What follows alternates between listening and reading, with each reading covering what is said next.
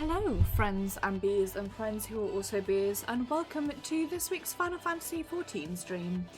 This week we are going to be continuing the story of Shadowbringers on our shard where we left off last week, where we were being fucked up by light, decided we were going to go chase down Solus or Emmett Selk and rescue your friend and mine, the Crystal Catboy, and our friends came by and there was an inspirational speech and we all cried a bit. And this week we're going to start by exploring what could be under the sea. I swap over to the gameplay. I realise that I am sitting like a gremlin and look stupid. Also, in the stream, as with all of my streams throughout June, I'm currently raising money for the Veil project via Tiltify. The link is just over that way in chat right now, or if you're watching this on YouTube, it is down in the description. If you have a spare fiver and want to donate, that's a place you can. No pressure, just a place, you know? Yet another place where you can donate money if needed.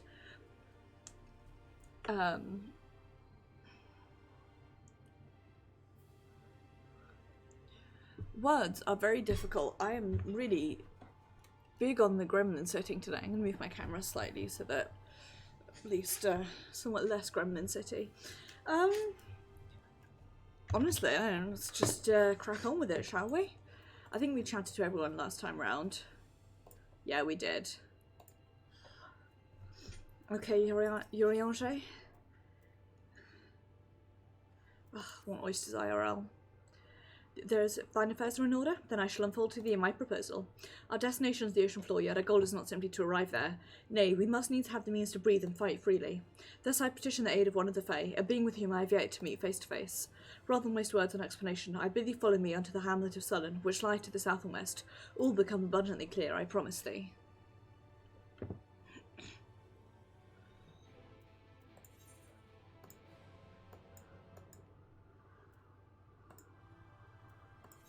Okay, let's go. The underwater segments of this game are on the one hand incredibly beautiful, and on the other hand contain like several of my least favourite things in the world. I have a phobia of pretty much everything underwater. If it's underwater, I'm probably scared of it. So the underwater segments of this game, they've got me fucked up, to say the least, but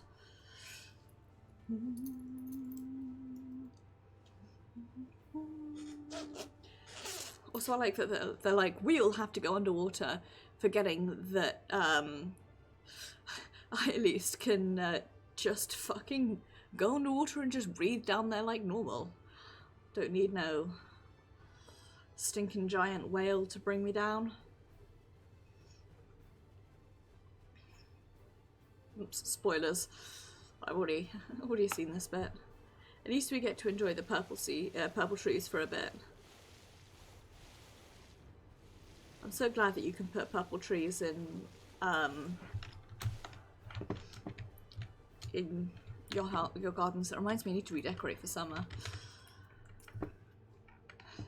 There, to the west, canst thou discern the hump of an isle rising above the water? That foliage-covered mass hideth the key to our safe descent. Swim close and plunge thee beneath the surface. Thou shalt soon divine the reason for mine insistence. Though it be much to my shame, I can but flail and flounder where thou mayst glide as a fish. I shall board a boat to the island and spare one and all the spectacle of mine inept strokes.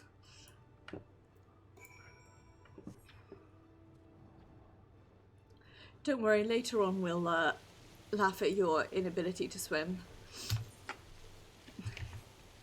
It's okay. I reserve the right to laugh at you always, Yoriange. Glub glub glub.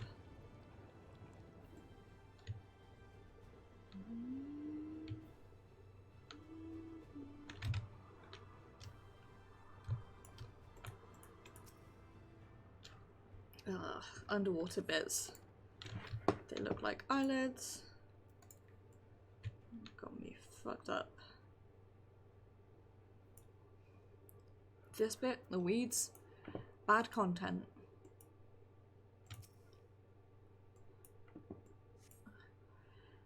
slightly under your touch. Was the surface gently shifting, or was it your imagination? Almost definitely my imagination. Right.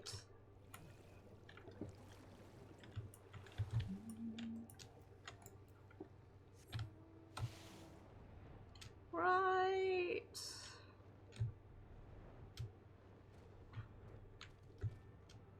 Hi.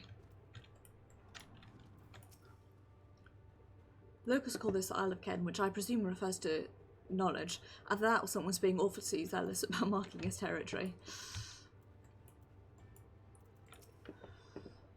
The lake is enormous. Assuming my geography is correct, this would be the size of Silvertier back in the source, although the size hardly compares. This would be the mirror of Silvertier.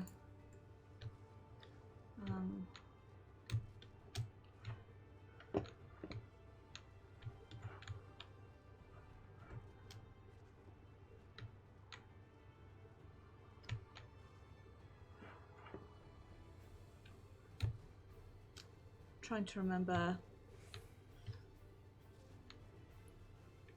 how you get up here. I'm pretty certain you can talk to some of the others. There we go, hi Irene. Even seeing up close, I'm not sure what's so special about this island.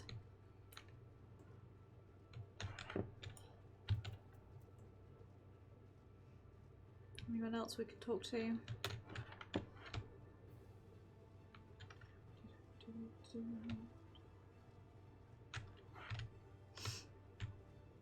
Oh, yes, I am a nosy bugger, but I'm also just being facetious at this point, so... What's up, Yorianche? Well, what hast thou discerned? It's just like the big one, yes, yes. Thine impression is not inaccurate. According to the lore of the Pixies, we are even now perched upon the back of an ancient Fey entity. Its name is Bismarck. Aye, the safe same title by which we know the great feathered whale revered by the Vanu Vanu, the source. I'd enlist its aid to bear us into the deep, and then banish the water with an airy sphere, like in form to the domes which do shelter the hamlets neath the Ruby Sea. Within its compass we may yet move uncumbered and defend ourselves when the hour of battle cometh, as it most surely shall. Now I must needs ask for silence while I make my supplication.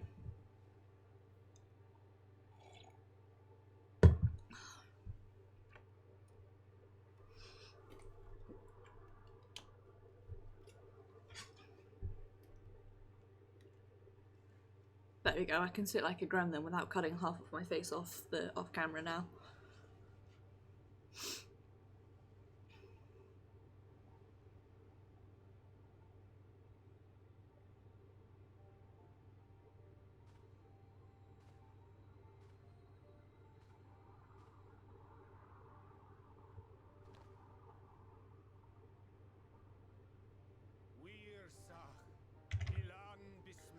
A great serene Bismarck.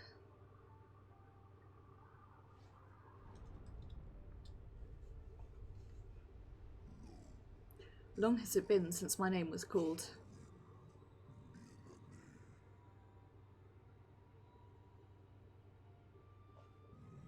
Why do you wake me, little neighbour?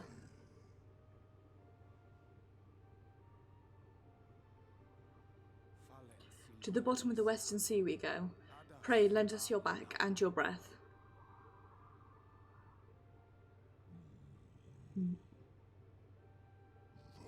The world is in twilight. I wait for the sun to set. I wish only to sleep.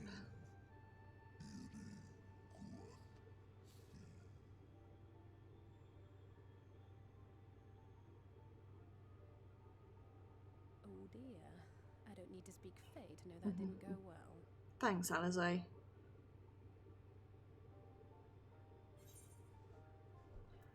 We need Fae all.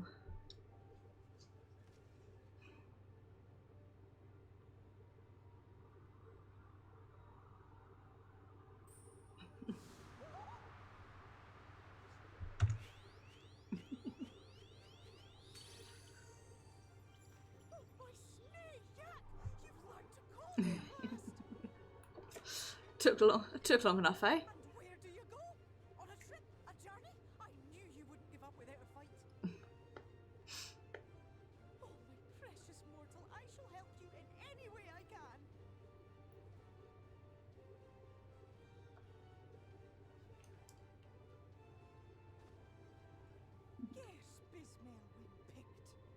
sleepy, Bismarck, you old pixie.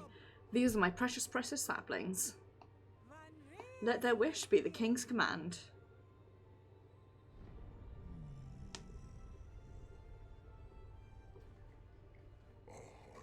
What a rare thing to awaken to.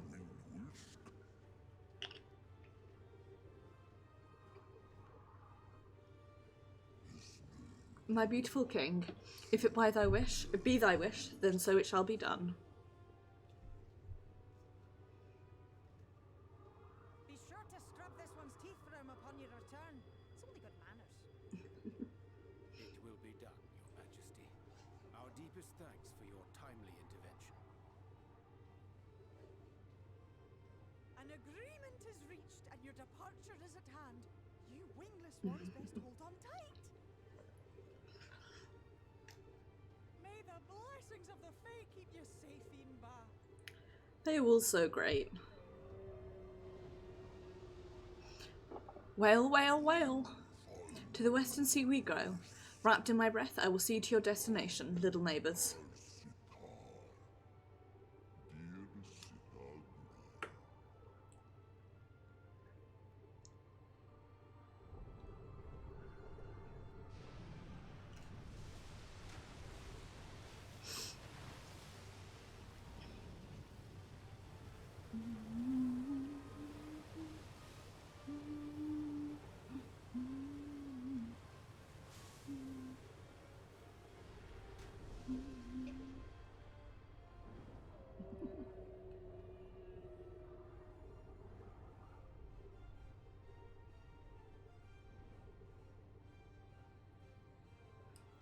I love the flying whale. It makes me so happy, you know? As a concept in a game.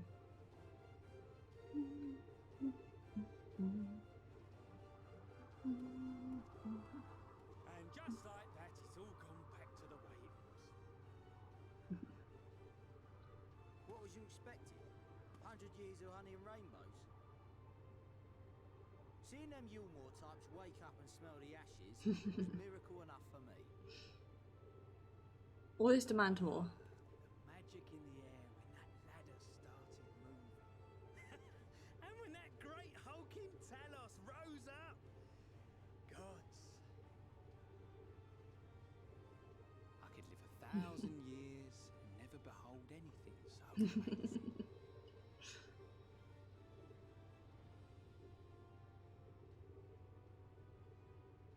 What the? Do you see that?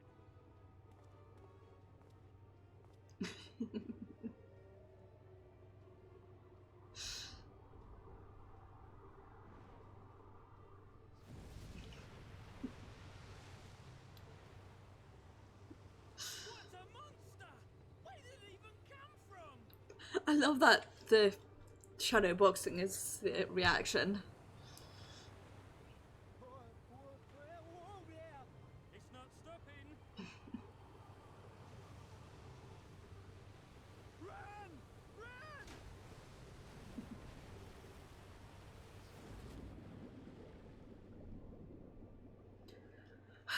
Whale, whale, whale indeed, eh?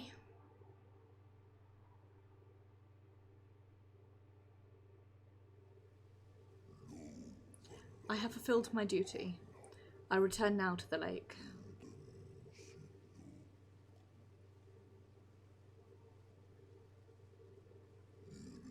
I have not flown in an age.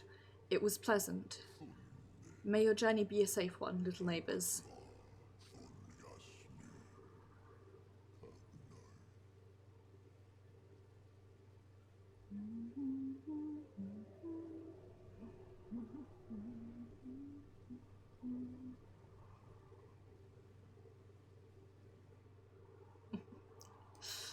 I appreciate that we all basically got, like, yoked, you know?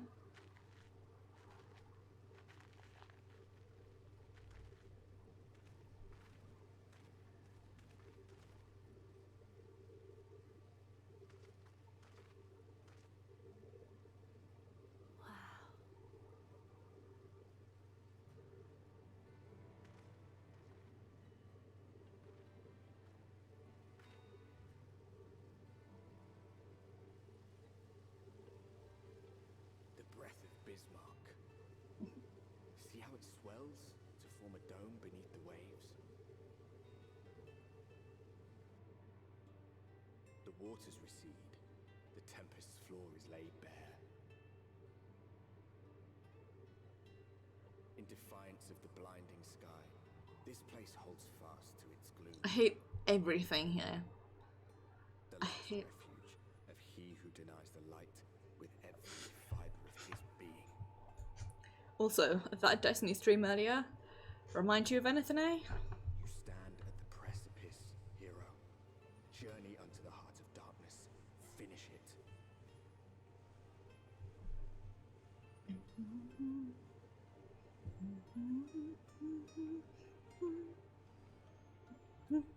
I have to say, I really like the music here.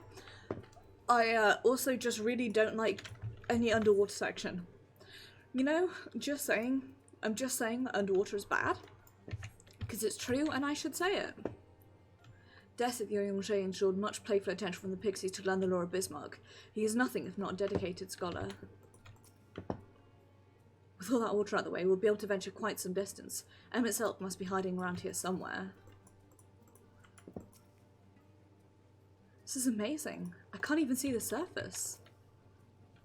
Bismarck must be powerful indeed to create a dome of this size. Can only pray to whichever gods are listening that it continues to hold. Remember being impressed by the domes of the Ruby Sea, but this makes them look like bubbles in a stream. Ha ha ha. Full glad am I that Bismarck was true to his word. We arrived in the Tempest, safe and dry. It is here that we shall find the lair of Emmett Selk, and, I believe, the imprisoned Exarch as well. For Natty alone it is of course a trifling matter to flee into the rift, yet I suspect such travel is nigh impossible with a mortal in one's custody.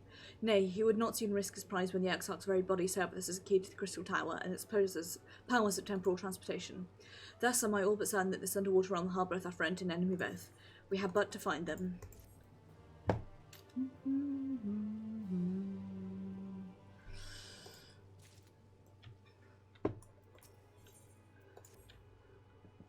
Now as for where we should be looking, I rather doubt Emmett Selk will be sitting around in the open. I propose we follow the slope down towards the deeper trenches, and keep an eye out for rock formations large enough to house a stronghold. Let's be off then, but watch your footing. The ground is still wet and like to be slippery.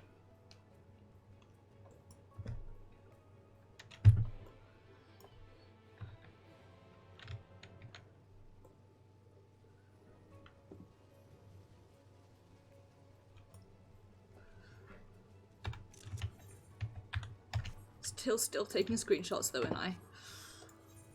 Wrong button. The compass, that's what I'm after. Southeast. This way.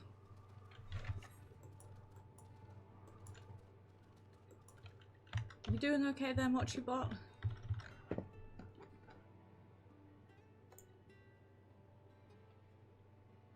Seems to have forgotten my other timers.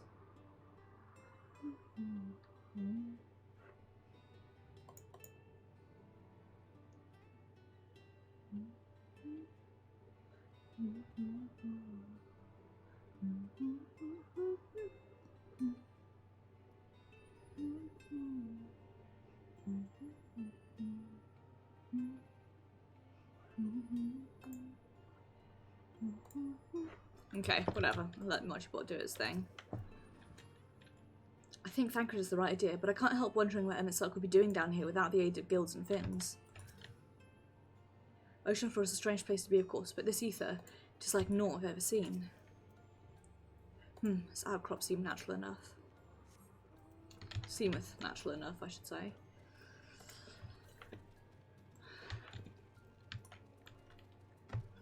Me, where's the ether current? The ether current directly in front of my face. ...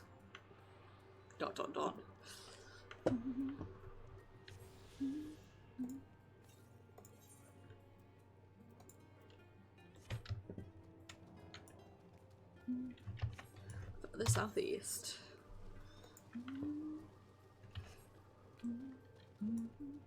The important thing is to try and avoid the enemies, because just because I am level 80 doesn't mean they won't still fucking destroy me.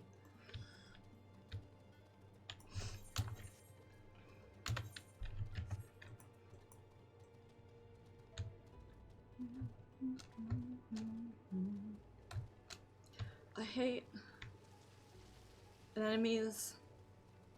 I hate seaweed. Even though this seaweed should be coming up from the ground and you can't see the roots, I still hate it.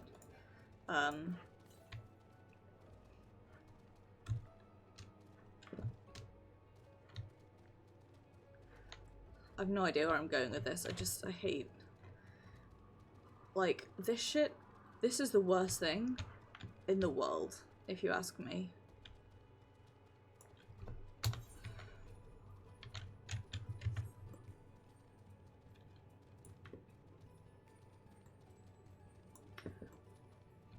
So, no, I'm not going to keep hunting ether currents. I will hunt ether currents if they're on my way. And then I will get the rest off camera in my own time. But while we're on camera, we're pushing forward into the story. That's what we're doing, me. That's the way that it's going, and that's what's happening. Totally normal to have to yell at yourself to do the story and not get distracted by your innate desire to hunt ether currents, right?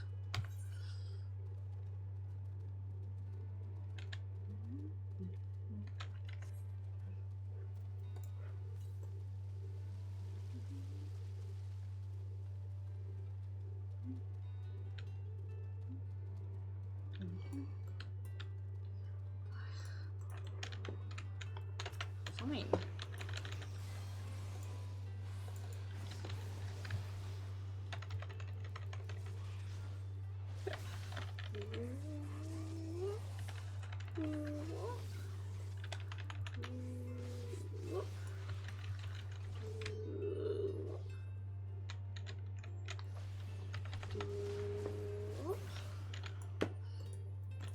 There we go.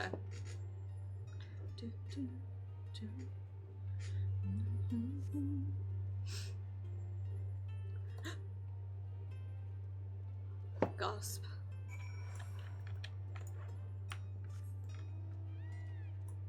Peacock time. So I used to, this is just a fun fact about me, I used to go to school fairly near Regent's Park. I mean, not like near, it was a couple of blocks away, but you know, still near enough to be considered fairly near. And that noise just reminds me of that because they had a lot of peacocks there. Also, if you're ever in Kensington, there are peacocks. They're just sort of hanging around. I think I presume they belong to somebody. But on at least one occasion, we've seen like police people standing outside someone's door hanging out with the peacocks. Just a fun story I wanted to share about how ridiculous London can be sometimes, mostly. Listen, please don't aggro onto me. I've got better shit to be doing with my life.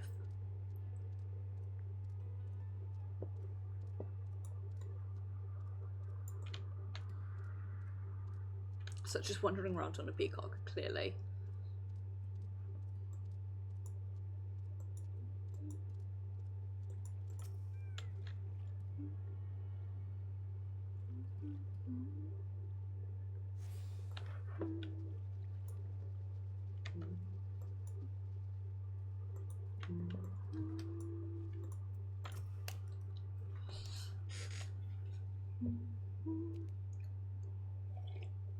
The finless ones, they followed me. Why have you come? Was it you who took away our water? Ah, so this is where the Ondo make the home. I had wondered. Pray forgive us any inconvenience we've caused. We were not aware your people lived here in the Tempest. We need this great dome of air that we might conduct a most urgent search, and thus beg you for your understanding. Chieftain, what are we to do?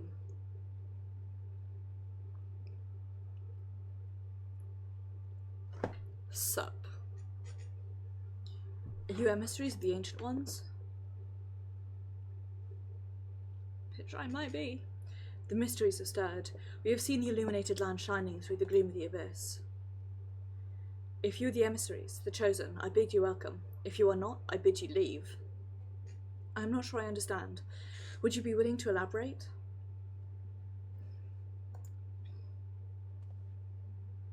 Would seem not. I suggest we withdraw for the moment. I'd say yes, we are Mysteries of the Chosen Ones, and play along if we can. What's the plan? Given your condition, I'm reluctant to suggest lingering here. That said, a presently meandering search would proceed far more swiftly if we could call upon the Ondo's local knowledge. Yes, I'd like to know more about this illuminated land the chieftain spoke of. Could it be Emitselk's stronghold, do you suppose? Perhaps he lit the lanterns upon his return? We cannot dismiss the possibility, but if these Ondo refuse to speak with us... Ashad, do you remember my first scheme for entering Yilmore? How I had planned to ingratiate myself by offering lucrative trading opportunities with the Ondo? The individual I dealt with is reticent in manner and curious in custom, but we were able to reach an agreement nonetheless. I believe that with the right approach, we can build a similar relationship here. Kind of approach you have in mind? That chieftain fellow didn't leave us with many options. For you to tread the swiftest course, we must needs locate the beginning. To plain our all too dramatic arrival hath thrown the settlement into confusion. Were we to solve such problems as we have caused, and assure our hosts thereby that our purpose here is not inimical to them, they may yet prove amenable to reason. I smell chores, but very well, if it can be done quickly. What do you think? I've nothing better to offer, but I do worry what will happen if the Ondo's tales end up leading us to a dead end. I cannot say for certain, but I sense this tribe has deeper connection to the Asians than first meets the eye. It warrants further investigation, thus I cast my vote in favour of aiding settlement for the time being. Do what we can, I suppose.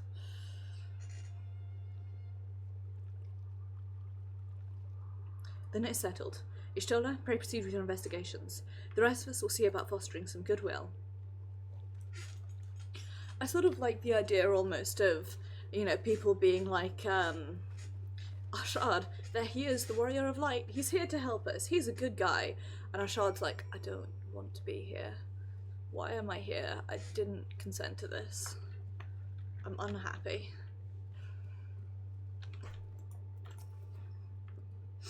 You won't believe who I just bumped into. This was Pashawan, the very fellow I did business with prior to our ill-fated stay in Yulmore. I waited, you did not come. Then the Mistel came, but his visits did not continue. I'm truly sorry, Pashawan. Things did not proceed as planned. Is there what we can do for you by way of an apology? Perhaps. Where the dry return, a cavern to the north, is home to giant crabs.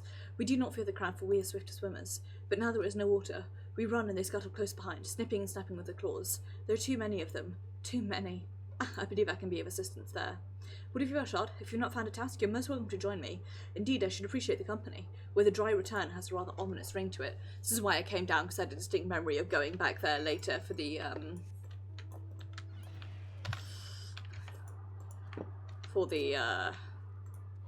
yeah. Set this as our new home point.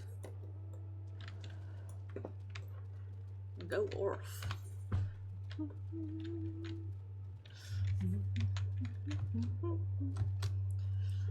Go save Alphino from scary thing.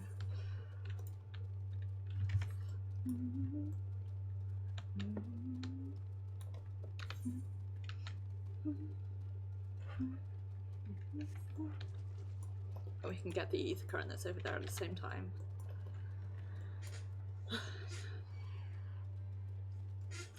I have to say the music here is great. It's some of my favourite environmental music. I apologise in advance. I can and will spend the entire time that we're down here complaining because I don't like underwater creatures.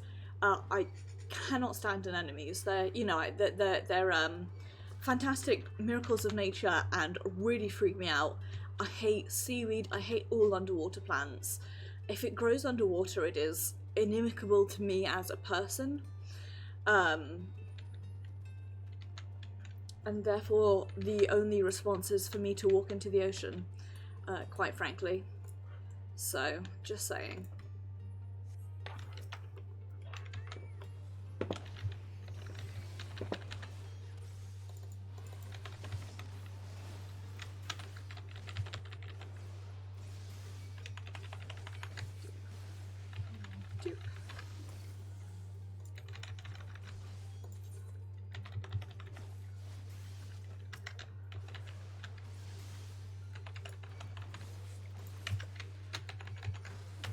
Poor boy with a terrible name is at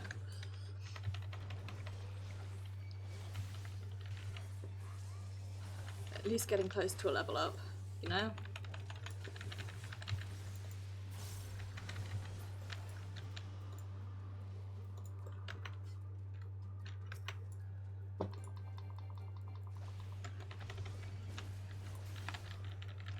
We're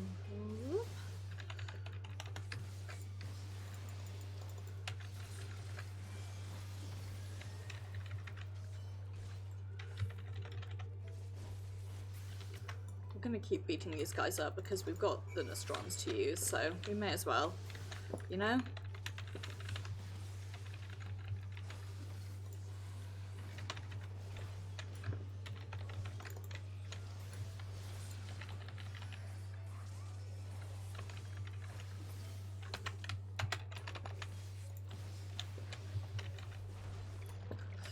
The thing about Dragoon is that you really are incentivized to just constantly keep, like, sorting. Like, that's the crux of everything almost, is like, more swords.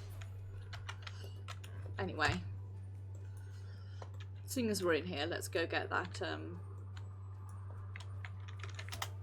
let's do a slash lookout.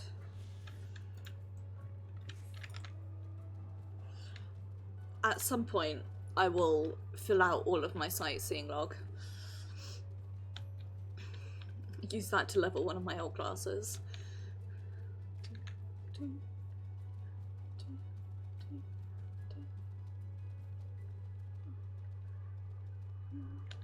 I think, because leveling, I'm just thinking out loud to myself, leveling my tank and healers through just dungeon should be fairly easy.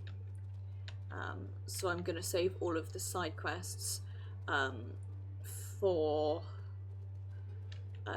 Rogue and the Fate Grind here. I just said Rogue instead of Ninja like a fucking loser.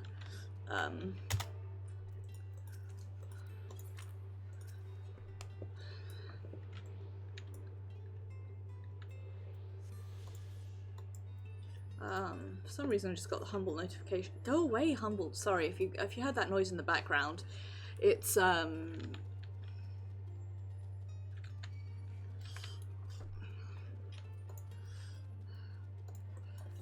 it's Pushbullet, which pushes my phone notifications to my computer, activating despite it not being supposed to activate when I have a game open. I think a bunch of programs, Steam did this as well, a bunch of the programs on my phone just sort of, on my phone juices on my computer, basically went their own way recently, much to my annoyance. We're going to go grab this ether current that's underground, because if we don't get it now it's going to annoy me forever, so I'm doing that. Despite me, yes indeed, having just said I am, whoops, that's not what I intended to do. Words. Despite me having just said that I'm not picking up ether currents that aren't directly leading to the story, if I don't do this one, it will bug me forever, so.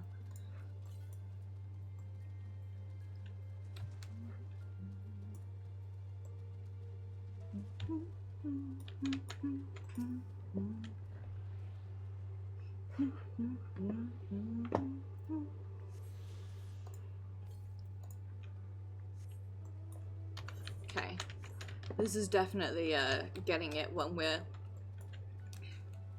the story takes us further west one.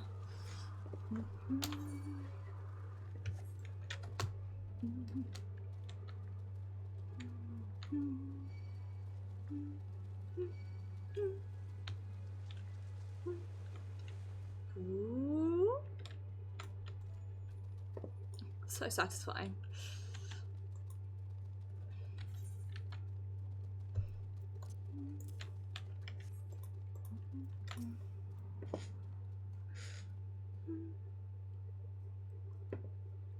You could crack their shells? You must be stronger than you look.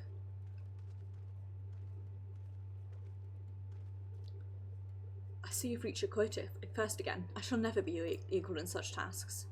Still, I would say we have reduced the local crowd population to a far less threatening number. My thanks to both of you. You must have a reward. Nay, Pashawan, this was to be a part of my apology to you, remember? Besides which, the lack of water is our doing, for which we must also make amends. Might I convince you to tell me something about your village instead? I'd very much like to hear more of you and your people. Very well. Before the flood came, it is said that our ancestral home was found in the seas to the south. It was utterly destroyed by the light. Only those who were out hunting survived. They swam, aimless and lost, until they spied buildings here on the ocean floor. Strange buildings they were, and long had they stood under the water, yet somehow they had been spared the scars of time and current. These structures provided shelter for my people, protection from the tempest's turbulent waters, and the predators which hunted within them. That their very existence seemed a miracle. The first settlers pondered their good fortune. It was clear that the race who had built such wonders had guided their course, and from this did they discern the truth. That the ancients had chosen us to serve as caretakers of their eternal sanctuary, until such time as they returned.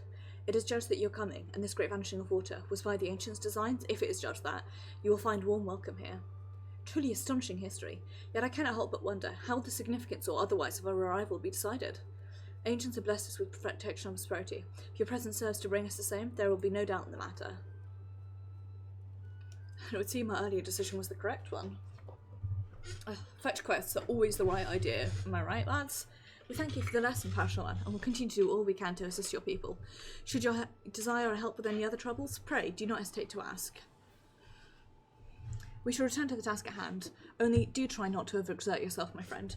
The risk far outweighs the gain. As you can tell, I have turned into a Jonathan Ross sometimes. Not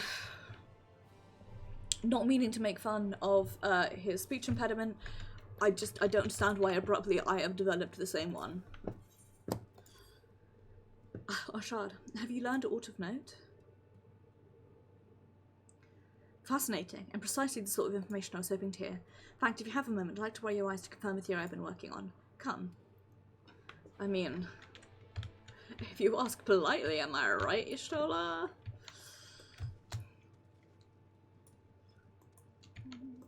But first... Hail from this one, and welcome to the Cups. Long have I wanted to converse with one you kind. I'm called Narosh Koal. How may I address you? Shard Krati Helene? Curious. Before we speak at length, there's something I'd show you. Let us leave behind the Cups and head due west. Come.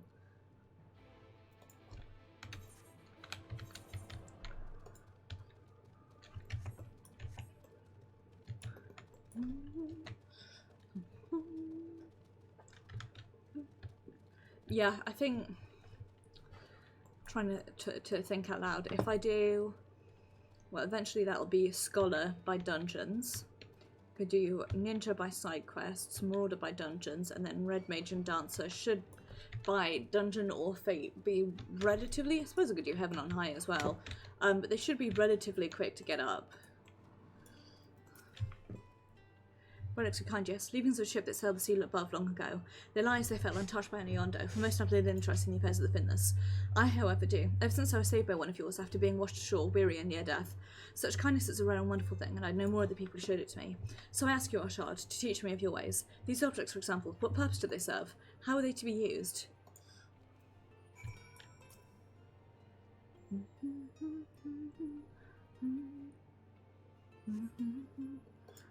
Several chat of bottles of wine.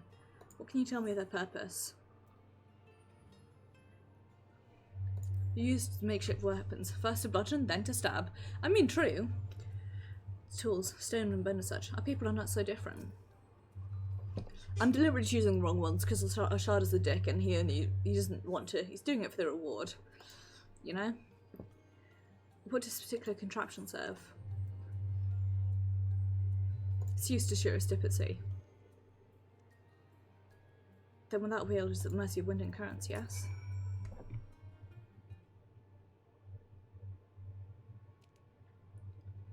Thank you, Ashard. In our short time together, you've already taught me so much. I pity that none of these paths of wisdom will serve my needs.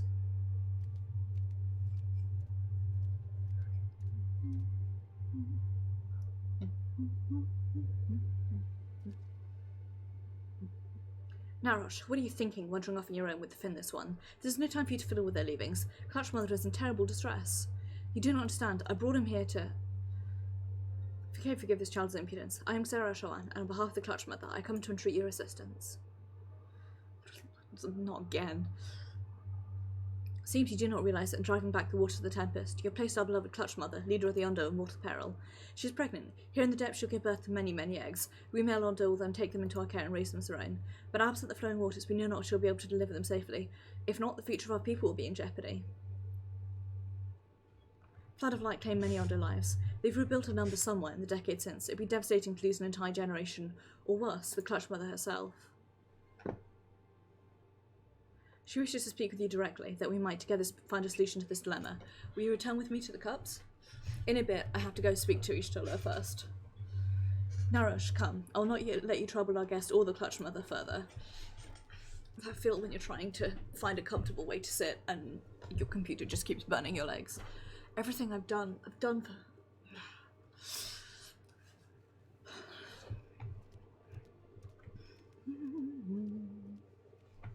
To Nox, a whole side quest chain that I will do later.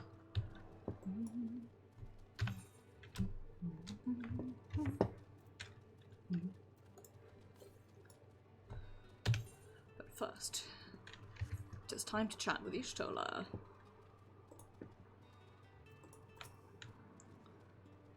Two tasks I'll have you perform. First requires you to inspect the buildings which surround the Ondo settlement and note their distinctive characteristics. For the second, I wish you to use this knife to take scrapings from the remnant walls. Pray, be as thorough as you can. I shall be waiting here for the results of your investigations. Inspect the structure of the Ondo cups for unique features.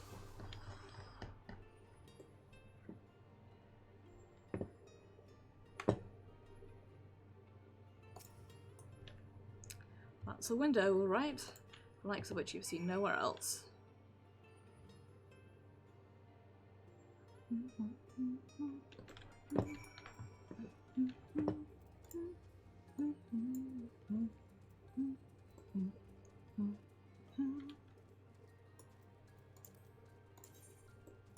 Ah, a rank up.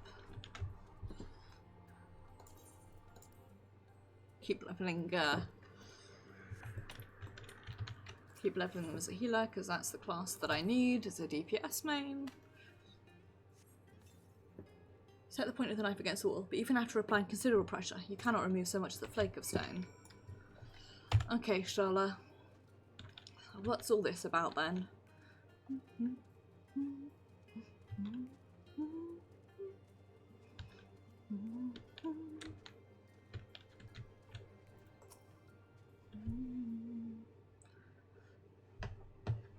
And what have you discovered?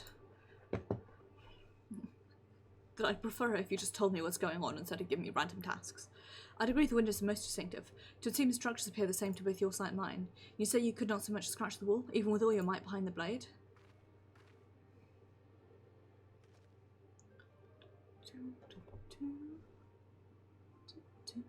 Everywhere I turn in this place, my gaze is drawn by peculiar materials for which I do not have a name. Buildings I had to investigate are prime examples. They may appear to be constructed of ordinary stone, but I assure you it's nothing of the sort. If pressed, I describe the substance as a composite of several mineral properties, blended to create a material of unparalleled durability. Even the Ronkan Empire, once the greatest power in Norvrant, produced nothing which compares to this level of perfection. But if not the Ronkans, then who? Who are these ancients the Ondo claim as the architects of the sanctuary? Suspect our answer lies within the reason MXL withdrew here to the Tempest. It sure does, wink. May simply have wished to retreat somewhere mere mortals would struggle to reach, but there are many such remote locations. Why here, specifically? Selk is devoted to his role, unless we might assume his choice of stronghold somehow serves the Asian agenda. Mayhap 'tis a place more dear to him than any other.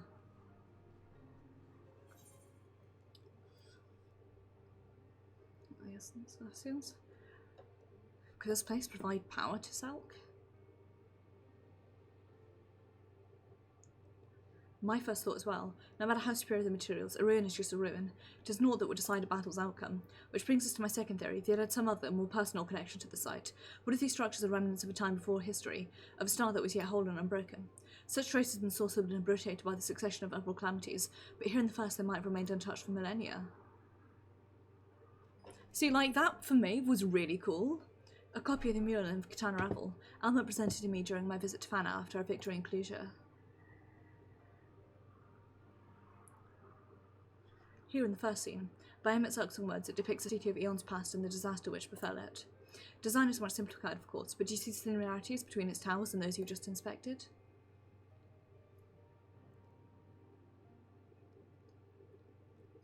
We're close to the truth, I feel. Let us search the surrounds for another tower, one which matches the picture near enough to remove all doubt. From what I've seen, not more than sand and more sand lies to the east, and to the south hold no such structures. I suggest we try a lot further to the northwest. Yeah, to Maeve this was cool as shit. And to Ashada it's just a bit like...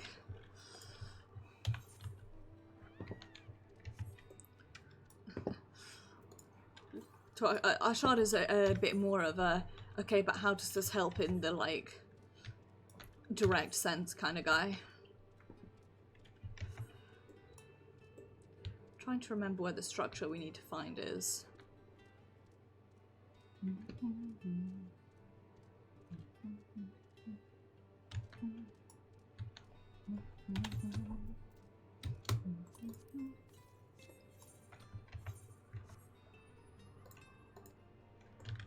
Northwest of the Ondo Cups might be a good place to start.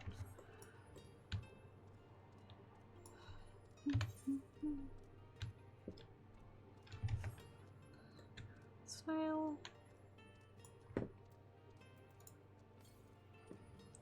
Just snailing along.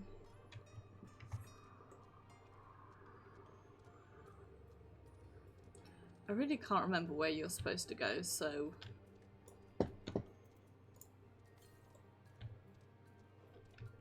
time to just wander, I guess.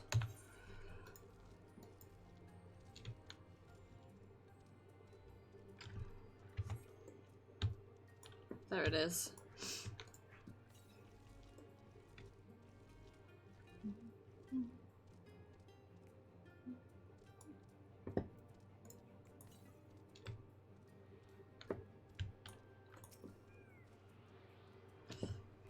Insert peacock noise here.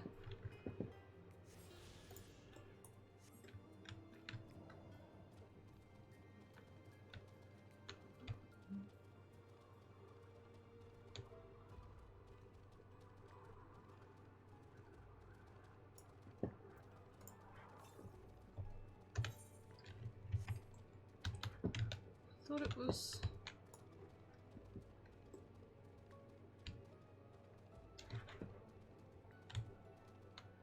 maybe I need to be up there to, like, see it.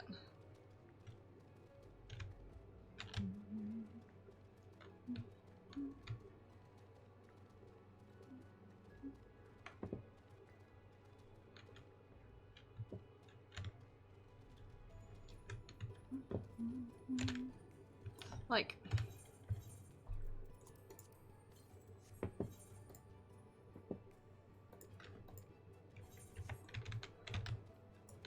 that looks right to me, but then what do I know, eh? Ah, there we go. I was just wandering around looking for the right area.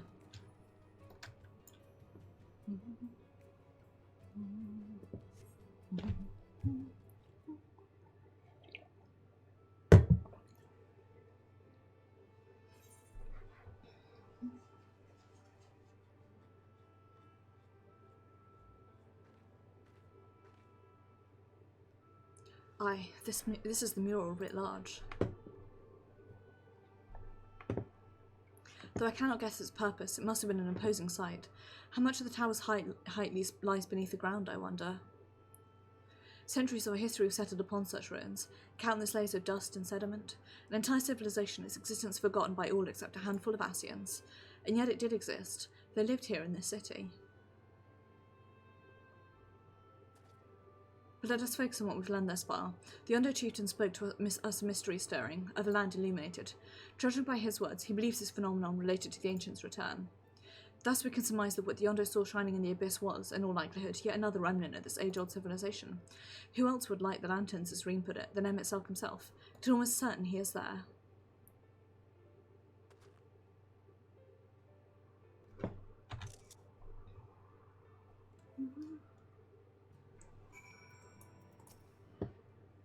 But if we're to find the stronghold in a timely manner, it seems gaining the Ondo's trust remains our swiftest path forward.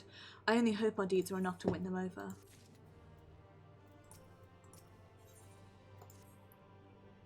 Thank you for assisting me with my investigations. I shall seek out our companions and share what we have learned. Much as I'd like to tell you to sit down and leave the rest to us, your condition demands that we make all reasonable haste. If you're not too weary, it may be useful to speak with Paushan again and ask if there is aught else he is willing to divulge. Ugh, speaking words is difficult. Let's go see if we can get this current quickly.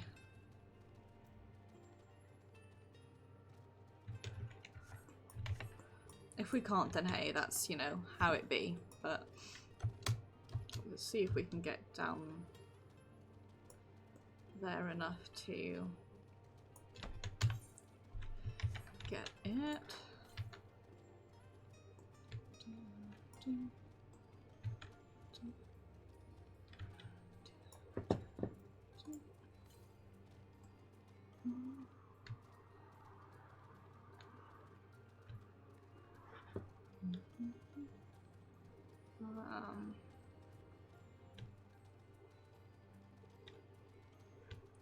Let me jump off the edge, meow.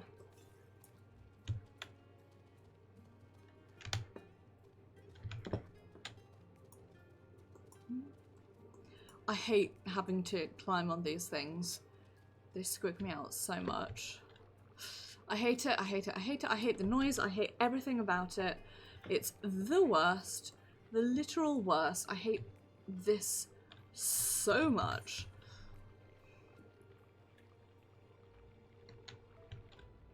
Like, I cannot emphasize how grossed out by that I am. And it didn't even lead me the right way. Ugh.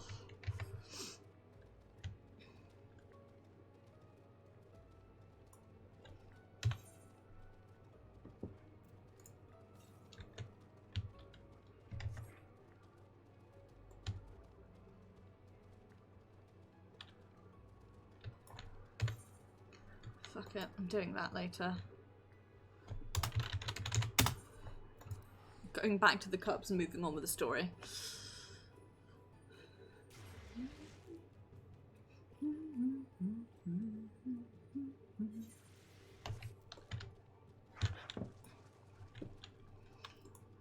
Okay.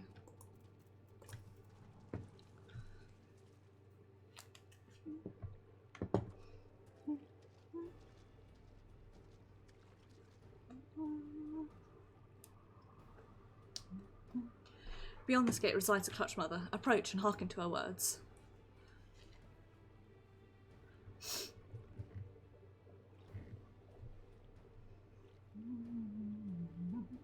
Honoured guest, I, clutch mother of the Ondo, do bid you welcome to our realm. You forgive me for receiving you in this fashion. For the safety and well-being of my children unborn, I must remain within, away from the dangers without. As you know, under normal circumstances, this place will be filled with blessed water, from which I draw strength and support to bring these eggs into the world. Alas, I am but half submerged now, and I fear for my ability to fulfill my sacred duty. I am given to understand you and yours are the ones responsible for drawing back the waters of our realm. With good reason, I am sure. However, it is my sincere hope that you will agree to aid us, given that you are responsible for this state of affairs. Fear not, I desire no direct assistance. Rather, I beg a boon of your people's knowledge, of childbirth and how the finless ones ease the burdens of their struggling mothers. Kershawan will be my agent in this matter. Heed his words and answer the questions. That is all I ask. Do you consent?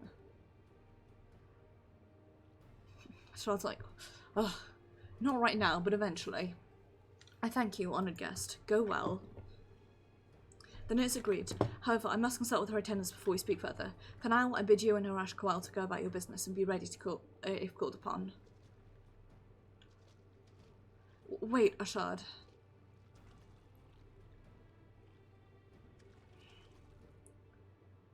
Have you a moment to converse in private? Outside the cups, please.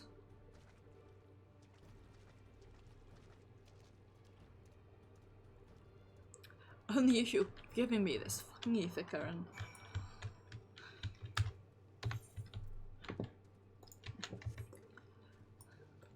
But again, in terms of like being convinced to come back and do side quests, probably at some point one of the Scions would have to convince Ashard, like, hey, you know there's like people all across the realm who still need your help, right? He's like, no. They're like, yes, please go back and help people. Granted on to the crotch mother. I hope this serves to help you understand how precious the eggs to us. Before you came to the cups, I've been searching for a means to assist her in giving birth, so I've been studying the relics of your people. Unfortunately, I found nothing seems suitable to the purpose. Cannot stress to you enough how important she is to us. Mother to all Ondo, her every egg, a brother and sister. Do anything and everything to welcome this world and see them grow into happy and healthy Ondo. There must be some way that you can help us.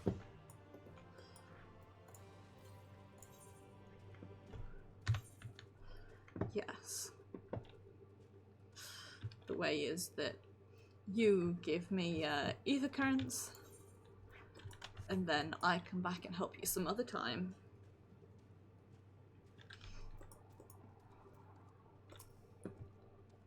Alphino's friend, you companions have done much to repair the damage caused when the waters parted. Anything else you can do? Have you been to the world of the Forgotten? I think I've just come from them. Could the remnants of the northwest, yes? Visit them unbidden? Could it be that your footsteps were guided by the ancients? Believe it may be so. Listen then, and I'll tell you of our plans to bring light to the walls, so that we may answer the shining call of the illuminated land.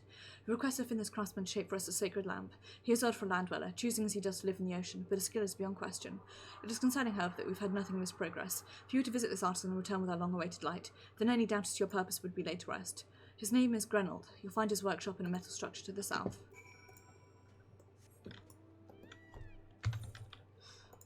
Okay, that peacock noise is seriously, like, fucking me up with how much it reminds me of being back in London.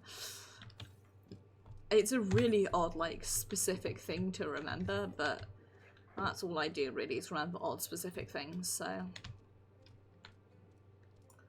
Let us ollie the fuck out of here. Go grab... this ether current and also go talk to Grenold. We'll have to take a break and do the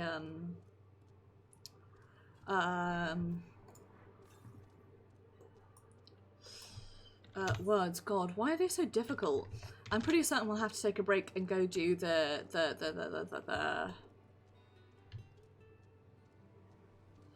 there it is.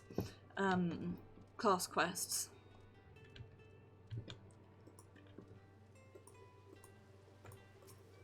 Which I've been putting off because I forgot where we were in terms of the story. Okay. So, somewhere over here is the next one.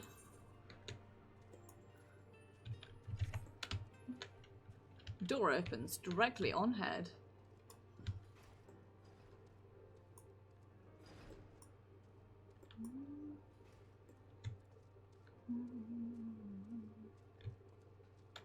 I love this place, by the way. I want to live somewhere like this.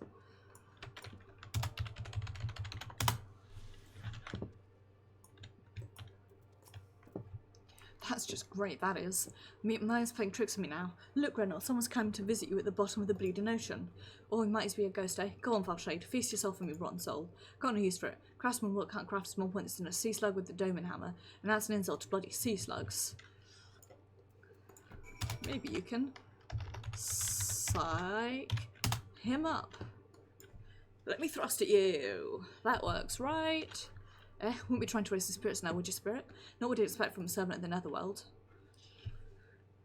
I love that their male aura cheer on is basically a thrust.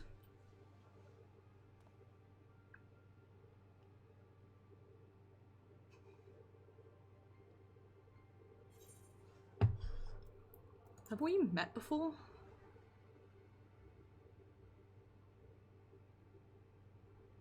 Might be a cross path back from Crystarian, but I don't reckon we've been formally introduced.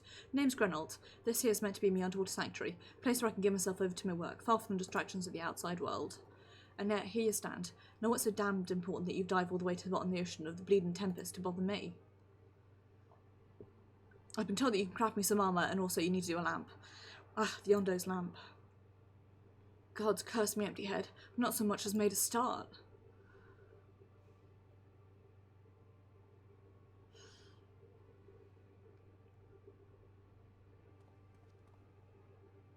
Less worth than sea slug, nay, the slime left by sea slug.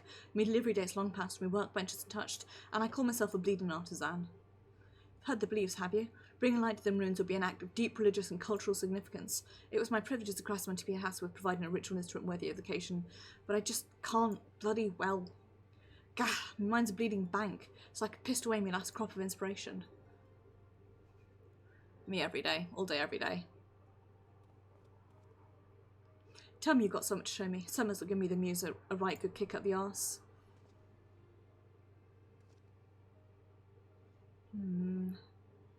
Ondo want to honour the coming of the ancients, so their answering light's got a blaze with the right kind of brightness.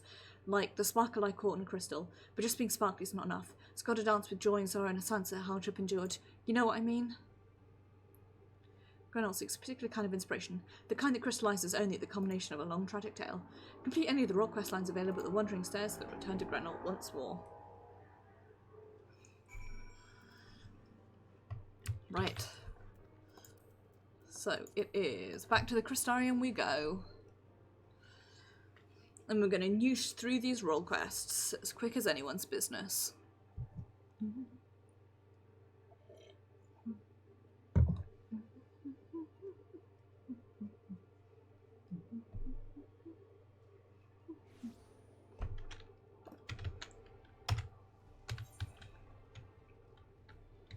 Like, yes, it's completely normal for me just to be able to teleport out from under the ocean. What do you mean? I really should have done these a while ago, to be honest. But I wasn't thinking. I should have done these before we went underwater. That would have been the sensible thing to do, wouldn't it? So we've not got this weird, like, story break where I go, Hi, Ciela.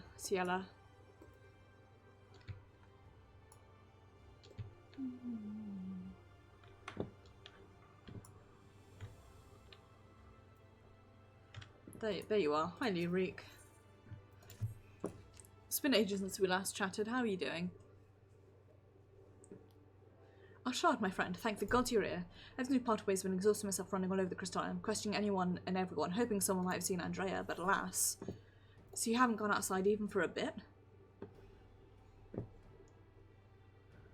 course, surely there's a limit of what a man with meagre financial resources can accomplish. Never mind of that. Recently dawned to me the vision you have held of Randure's past could hold the clues for which you've been desperately searching. First described it to me, felt as though I'd heard it before. And I had. My wet nurse told me the exact story when I was a boy. It was a tale of a courageous hunter who, together with the Cromwells, embarked on a quest to slay a notorious mark, Great Horn Beast. Came upon the quarry in the desert, and their attempt to lay it low. Alas, the beast had a singular strength, and the hunter a fatal weakness. So in the ensuing struggle, her comrades were killed, leaving her, the sole survivor, to swear vengeance. We do not agree that your vision is a perfect match for this tale. Basically, we're trying to hunt Rundaway is a celebrated hunter, hero of my childhood. She resolved not to rely upon others, instead to leave the beast by herself. Someone found a way to compensate for her weakness. My recollection of the tale is luckily riddled with errors. Should ask Miss Elvira to recount them full. She was a bounty hunter herself before she entered into her service, you know. An interesting theory concerning all the virtues I had from fellow hunter. Each appears to be driven by particular memories, moments that forever changed due to the fallen heroes. Rundaway being a hunter of notorious marks in life and in death. Don't know why it never occurred to me before. If that is indeed the reason for why she behaves as she does, then the more we learn about her adventures, the better our chance of predicting where she'll turn up. All the more reason to go and see my full awareness. Miss Elvira lives in Gate Down on Collegia. Let us be off then. Basically, we're hunting down Andrea, who is the returned shade of Renda Ray, who was one of Ardbert's companions.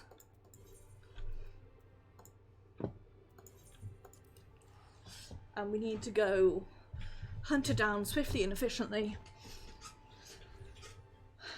And then I can lie on the floor. As is only right.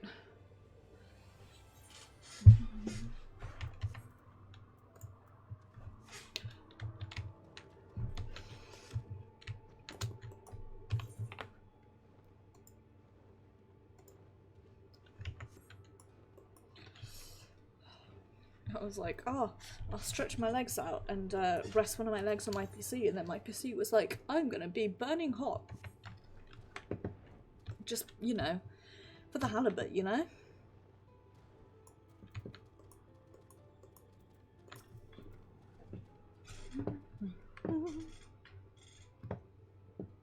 Ashard, this is Miss Elvira, wet nurse who raised me practically the entirety of my childhood. Bonded to my family and lived with us in the city at a time, but when I came of age, she was forced to leave. You're such a strapping young man. Can't imagine you came to Gatetown just to pay me my visit, my little Reek. Not in front of him, if you please. But to answer your question, we did in fact come to see you. There were stories you told me as a child of a courageous hunter. Was that hunter perchance the warrior of light, Rent-a-Ray? All the reasons you could have had. Aye, their stories were all Rent-a-Ray. Greatest bounty hunter of her day, the legend so many aspired to become. Less after the flood, still fresh in everyone's minds when I was younger. For all the good they'd done in life, none could deny the chaos they sowed in death. Sin-eaters.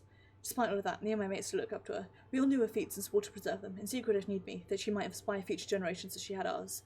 Years and years later, when you want to hear tales of adventure and heroism, couldn't help but share with you the ones near and dearest to my heart. I only wish I hadn't had to change all the names. The hero I looked up to as a child, tale of daring do, to pester you for training that I might become a bounty hunter. It was her. Miss Alvara, Ashard and I are hunting Andrea, and we believe that one of the stories you shared with me may help guide our search, namely the one about the great horn beast that killed her friends. Will you tell it to me again? Wicked White, is that? Oh, my little Reek. Very well. Even as a young hunter, her incredible hearing was unparalleled. She could track a quarry through a forest by the most minute of the passing, from miles away even, by some accounts. Even the most subtle and stealthy beast never eluded her for long. Misplaced foot's net branch. Eventually, Rent-a-Ray would know, and her aim was always good and true. She grew older and honed her skills further, set her eyes on bigger prizes, became a hunter of notorious marks, and together with her comrades earned fame and fortune.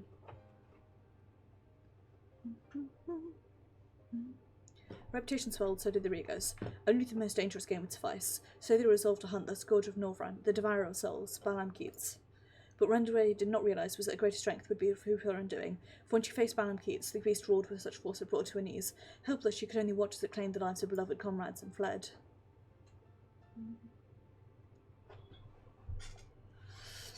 After burying the hunters and vowing she'd one day avenge them, she took the road once more. She met Ardbert and his fellow warriors of light. For a time she accompanied the fledgling heroes on their adventures.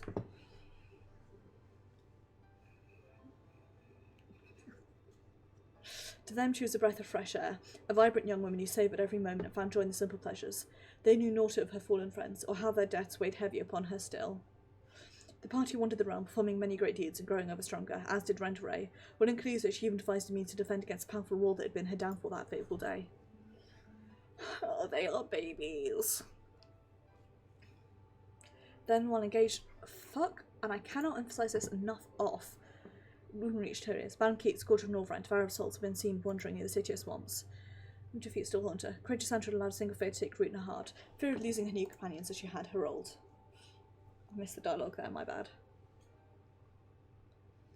Was that Rent-a-Ray ventured forth in secret, resolved to slay her hated foe, Balam Keats alone, and with all her strength and guile, the legendary hunter did just that.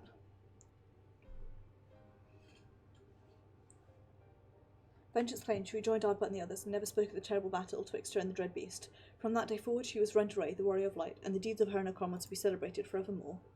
Strange to think the woman I admired when I was young become the sin-eater I'd swore to slay. She became doesn't change who she was. Even if the tales were embellished over the years, they were rooted in truth. She was and will always be a hero to me, and to you, I hope. Thank you, Miss Alvara, for everything. I promise I'll visit you again soon. Ashard, remember the theory I told you about the virtues being driven by powerful memories? She was reenacting the journey leading up to a confrontation with Baron Keats, one that took her from Amrang to Calusa. Then her next destination must be... Raktika Greatwood, wasn't it? Right, that's where she laid the beast at last, and the city of swamps to be precise. That's where we should go. Let us away. There's an awful lot of people don't know about Rent-a-Ray, all the world for that matter. Wherever you go and whatever you see, remember not to take it at face value. Don't just accept what others tell you is good and true. Listen to your heart and decide for yourself, and be safe.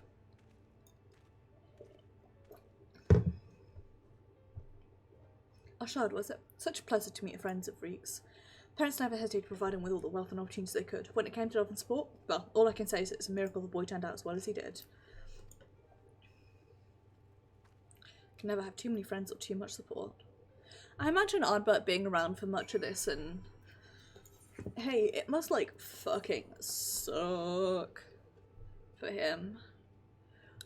I don't spot. Ugh. Endless spots, no matter what I do, they just keep coming back. Also, like, my stomach muscles are really sore, and I can't tell if it's cramps or if it's from doing an ab workout yesterday.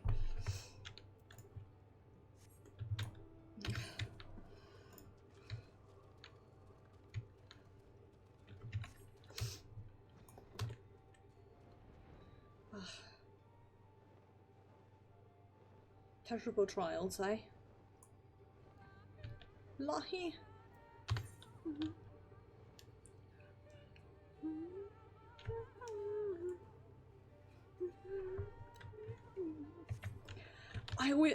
I think I'm always gonna think when I hear this song that it'll be the sound of someone. Let's commence a search at once. Sorry, it'll always remind me of somebody singing that's been turned backwards, even though apparently it is just like random vocalizations. To me, it always sounds like somebody singing and then that's been flipped and reversed. About time I looked at tune for the better. There she is. Tiny cat girl. She is only little. Also, oh, you gotta be kidding me. Headcanon that our shards, like for him getting the echo visions is really painful. It comes as like a really piercing headache that I wish you were here with me, but I know it's better if you're not. We have score to settle, you bloody bastard, and this time I'm ready for your tricks.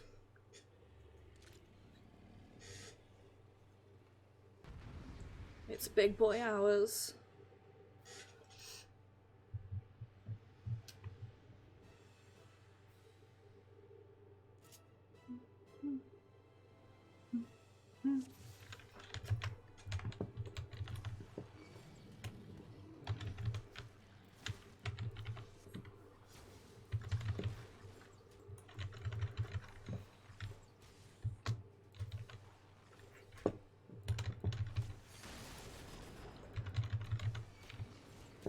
Keeps. Vengeance will be mine this day. Just wait until I hit you with one of my dueling arrows. Worked. I've got you now, you bastard.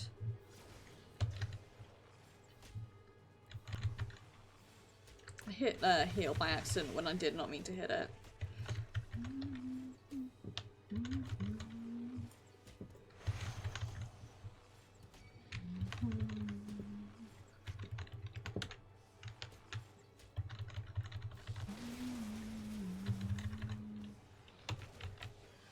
Once again asking me to be better at this. You'll pay for taking them away from me.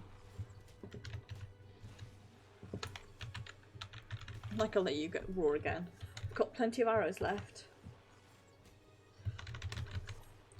Yeah, just like that.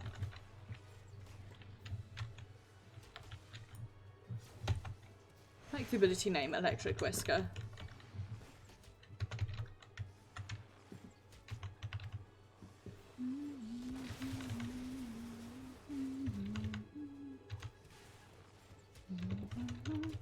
Without your roar, you're nothing.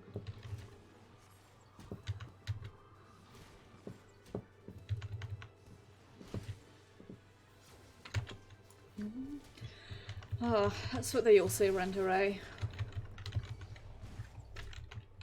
It was my fault. My failure. That's why I have to do it alone.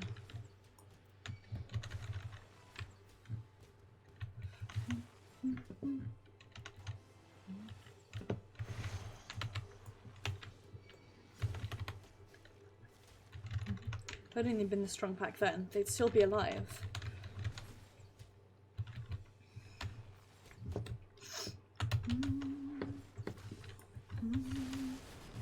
It'd be really cool if there was like some descendant of this monster that you could hunt like in modern times, you know?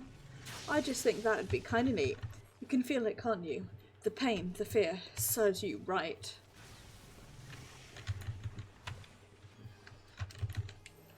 What the? Where is this coming from?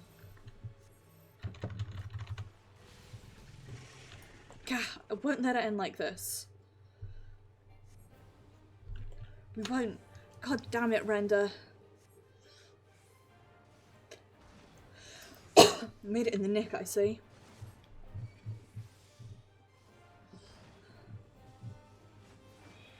Are you hurt?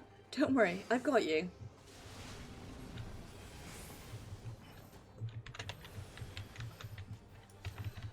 own wealth, just had to do it on her own terms.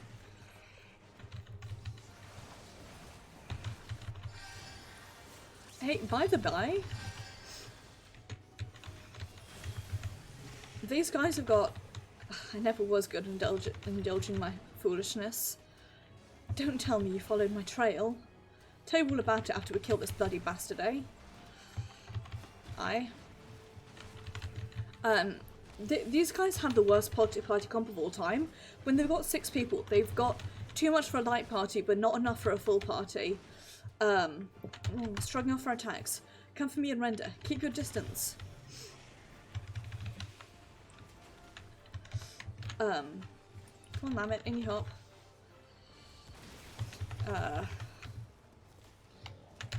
Seriously, these guys have got the worst party comp. Before, when they had the 6 of them, yeah, too many. Gather on Nalbert, lend him your strength. Or Nielbert, as I called him in my first playthrough. And they've got 3 tanks, 2 DPS and a healer.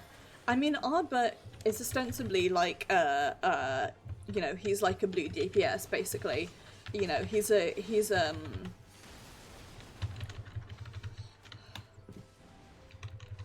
Sylva's a tank, isn't she? Yeah, so they've got 2 paladins, a warrior, a black mage, and a white mage, and a bard.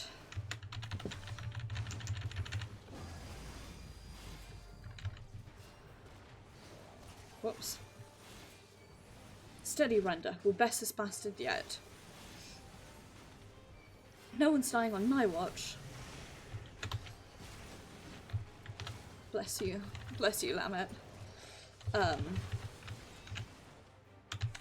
Listen, all I'm saying is their party comp is pretty stupid. Because Albert clearly is like, he may be a blue DPS, but he's clearly like, rent right now, but assist Lamet, quickly.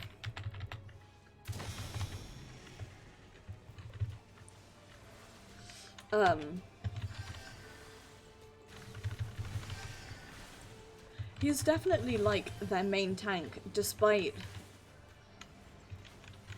like them having 2 paladins. Even later on, they could like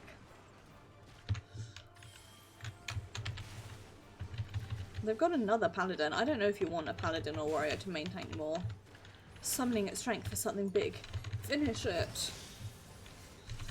Everyone, to me. I'll lend you my power. Together we will avenge my fallen friends. Victory will be ours, says Ardbert.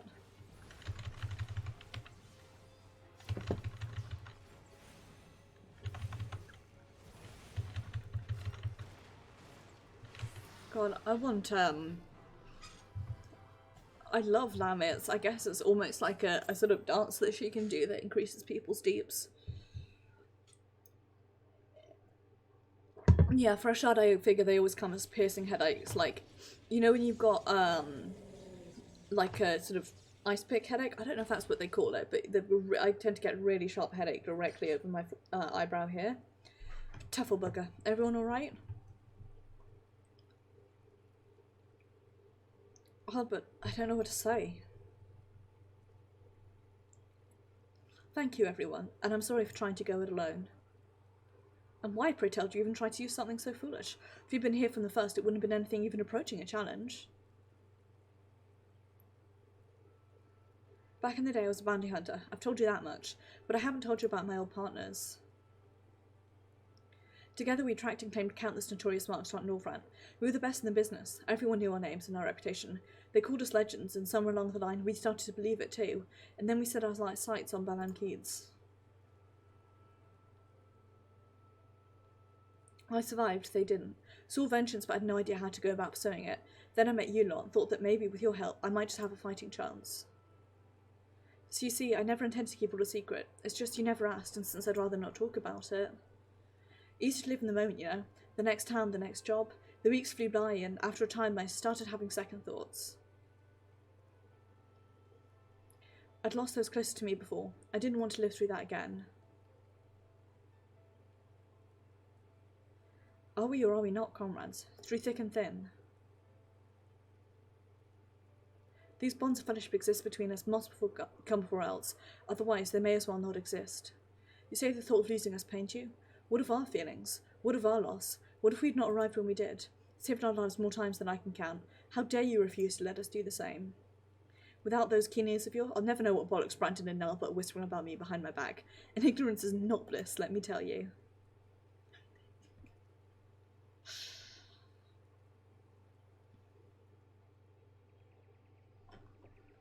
Oh, the feels, the honey nut feels. The honey nut filios. One's worth a fortune, and fame besides. I'll wager we won't have to pay for our drinks when we get back into town. Oh gods, not another night to remember. Don't you worry, your pretty head over our fearless leader's questionable constitution. Take pride in the victory, for the small folk will sleep easy once they hear a band keeps denies.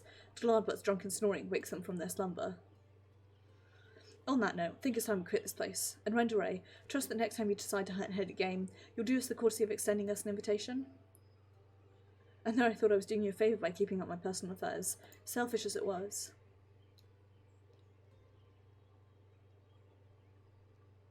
Fine, but if you go and die on me, I'll pay a necromancer to raise you from the dead so I can kill you out of spite. Now then, mind cutting off whatever you need to take back as proof of the kill? I don't want to lose our reward in a technicality.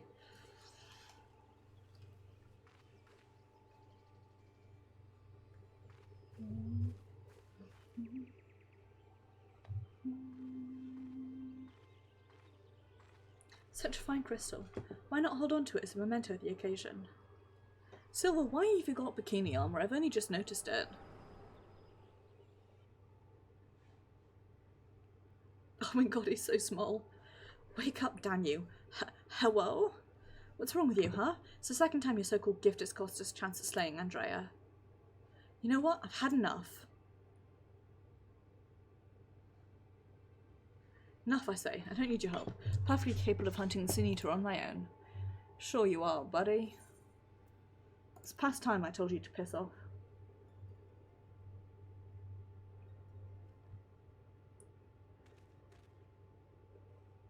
Upon our return to Gate Town, you begin your final payment, and we'll be free to go our separate ways.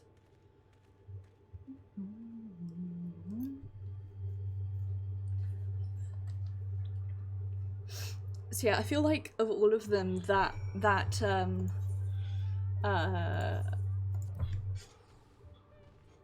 like, for all of my characters, the canon sort of echo where you get, I mean, certainly in Ashard's case, you get a piercing headache, and sort of everything goes dark, and he's just sort of drawn into the memory.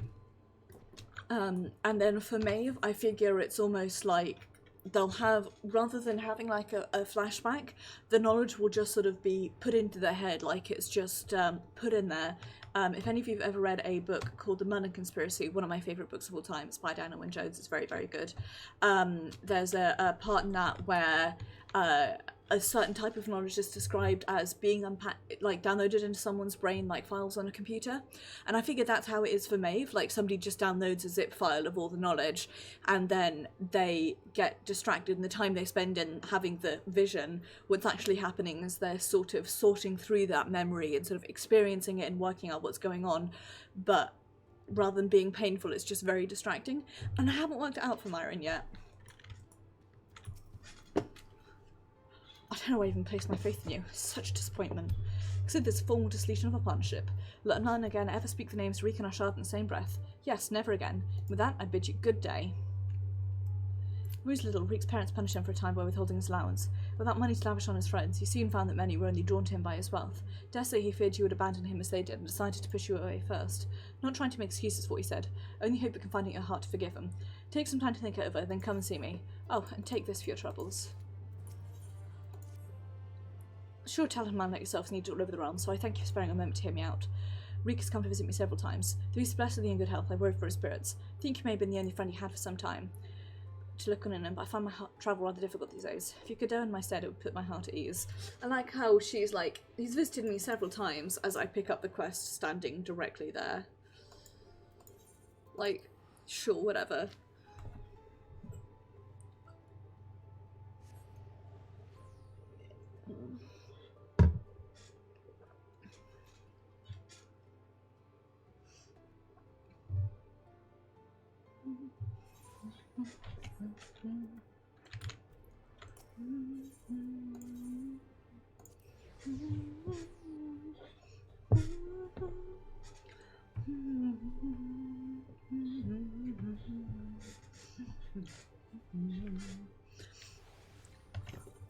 I haven't commented on much yet, but these, I really do get the honey nut feels from these missions. They make me sad.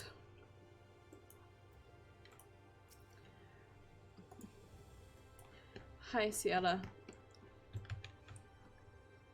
I know your secret. You don't know it yet, but I know your secret. Ashard doesn't, but I do.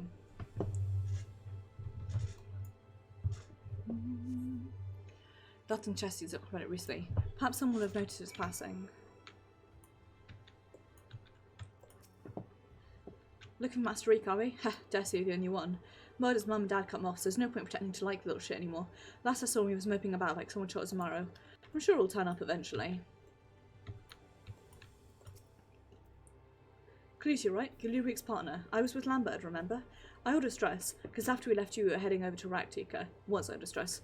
We're headed to Raktika. We had a rumour Andrea was there, and Lambert wanted to strike while the arm was hot. Time we realised we were overmatched, it was too late. Saw Lambert fall and wanted to set his sights on the others, I fled. Call me a coward if you like, but my cowardice saved my life. Wicked white. Still remember looking back as I ran and seeing Lambert rise to his feet.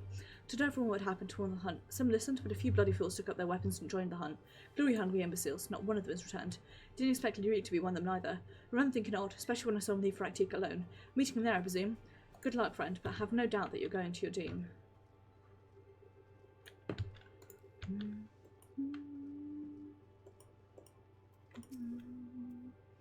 If he answers his usual table, I have no idea where else to look. Back to Raktika. Endless circles. It's okay though.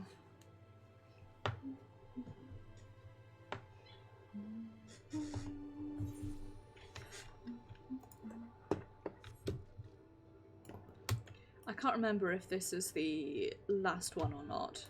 Lahi? 72, 4, 6, 8. It makes sense for me to this to be the last one. Especially given that the Light of Inspiration is 79 and not 80. I'm full of confused cat energy.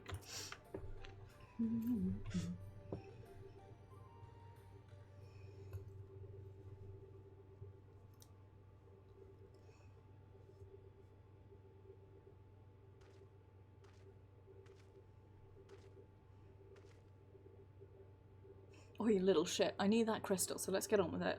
Don't tell me you came for me. Horrible, it's horrible. Andrea, she's...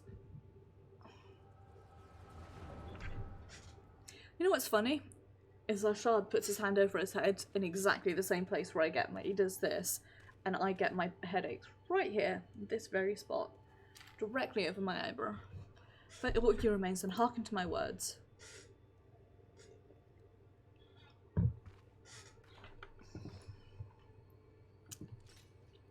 I've come to lay your soul to rest, alone as you yourself faced Balam Keats a century ago on this very ground.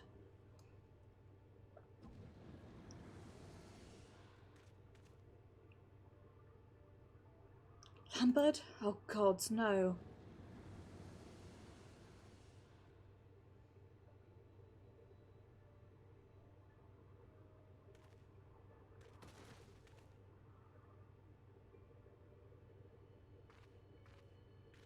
Even the rest of the party is like hers.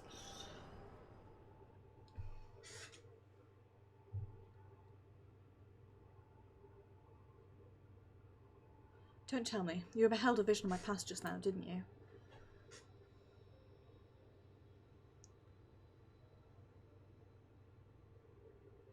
Thought as much. It wasn't but a moment ago that I confronted them.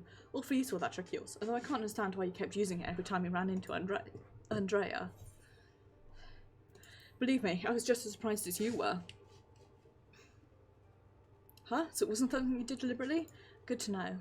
Unintentional or not, at least I won't have to convince you of what I saw. She's turned Lambert and those other hunters into Sanitas like herself. Her axeman, a gallant swordsman, a dwarven healer and an elven mage. Looked awfully familiar, didn't it? She's rebuilding a fellowship. She's remaking the Warriors of Light. But for the life of me, I can't understand why. I mean, I understand why she came here in the first place. She's reliving the hunt for Balam Keats. But Renteray slew the beast by herself. The stories were clear about that.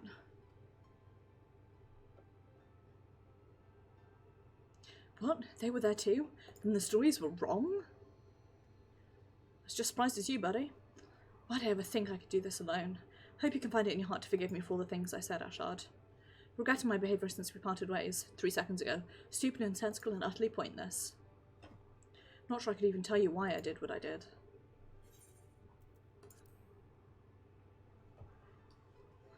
Dog, I'm just here for the crystal. I've got to go present the crystal to a man so he can make a light. Very right to be. I'll make it up to you. I will. I don't know how or when, but I will. I swear.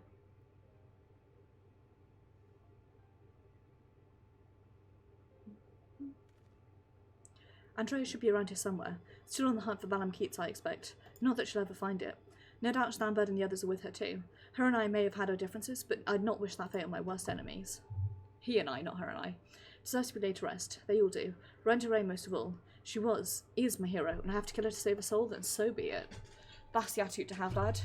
I'm far from the best. Only way to see this through is together. You and me, my friend. What say you? I guess.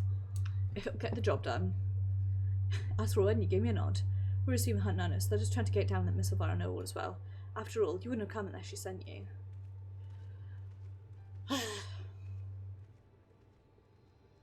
And back to Gate Town. Oh, and back to dropped frames.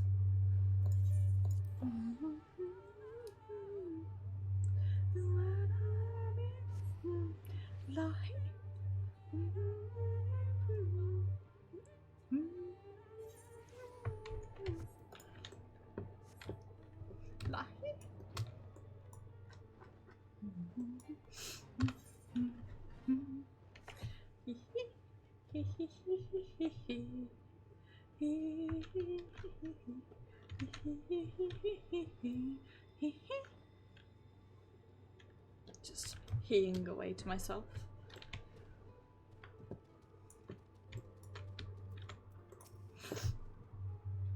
What a pleasure to see you again, in the company of little Reek no less. Am I right in assuming you patched things up? And it's all thanks to you. Might be sitting alone in the swamps dwelling on my myriad failings. You, my friend, know not why you sought her out on your own, but I'm glad that you did. She's the only person who truly cares for my well-being, but she has no one to look after her. I have you, don't I? Before you start blabbering about how you wish you could properly reward Ashard, as I can tell you're about to, know that I prepared a hearty meal just for him. She both duly compensated once you claimed the bounty for Andrea.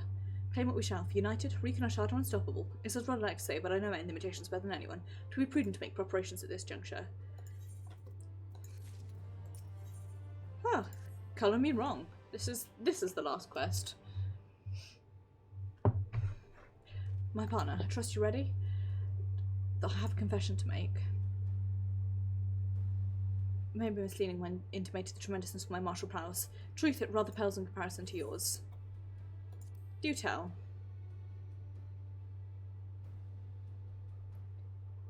I'm sure. Do you regret that I allowed you to labour under misapprehension when you caused for long? Defence, I must say that on a really exceedingly powerful warrior you are, I was dumbstruck, struggled to conceive even how to broach the subject. I've tied my benefits. The disparity might just not be so readily apparent. To think of my insecurity drove me to... Well, before we might have only to contend with one foe, we now still confront 5. For all my preparation, I'm still no more likely to be an asset to you than a hindrance. Discussing criminality with Elvira, we hit upon a potential stratagem. Greater strength and weakness. Her preternatural hearing. We can reasonably certain that Andrea's possessed of it as well. If you would fashion a device that could produce a loud noise at will, you could use it to secure an advantage in your battle. I may make up for with guile. While it will not guarantee us victory, it will surely bring us one step closer. I'm here to come to deliver a message from your Lord Father. What does he want with me now? Put yourself rather poorly, bounty hunter, brought terrible shame upon your name. Commands you to cease all such activities at once and return to the city forthwith. You'll be stripped of your citizenship and family name. No further financial assistance will be provided. Oh dear.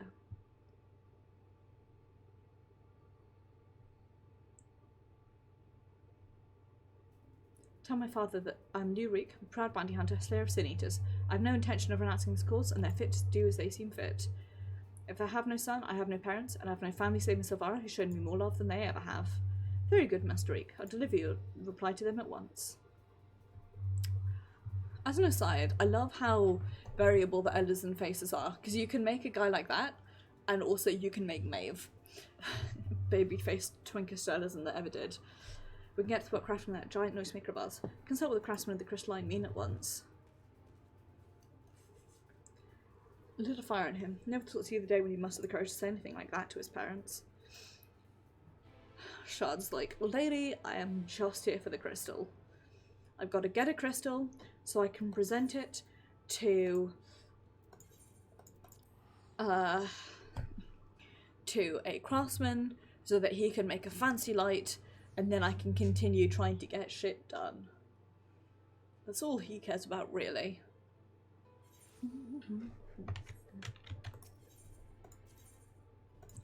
All this nonsense about inspiring inspiration and etc. Oh, Shard's just like, not here for that. Not really.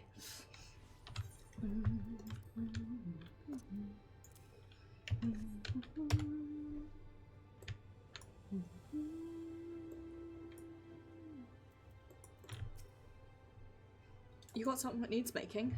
I wish to commission production of a device that can generate tremendously loud sound. It must be small and light enough to be carried by a single individual as well. I can make do with a special band of fire sand. I'll need some choice ingredients, mind, and I need you to go fetch them for me. Fetch. What precisely is it that you require?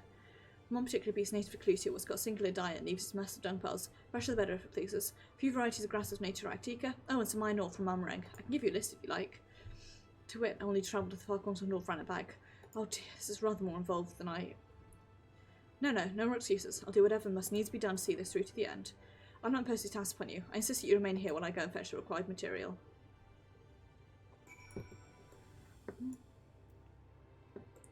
Go for it, Lyric. I believe in you.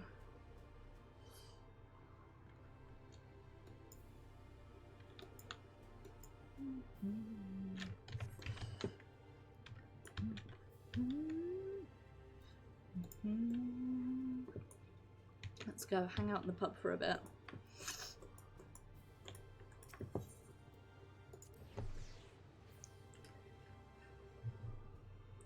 So imagine,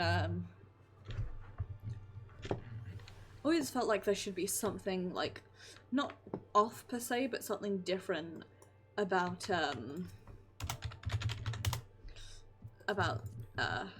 Ciela.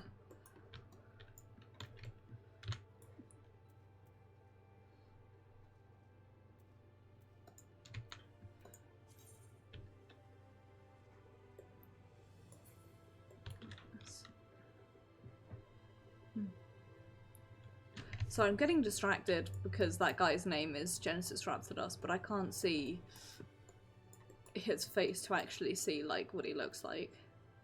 That stupid helmet. Okay.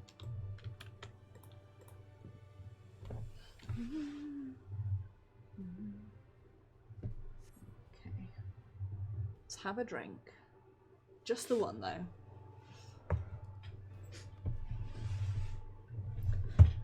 It was a series of surprisingly harrowing experiences, but in the end I managed to obtain the materials necessary for the construction of my secret weapon.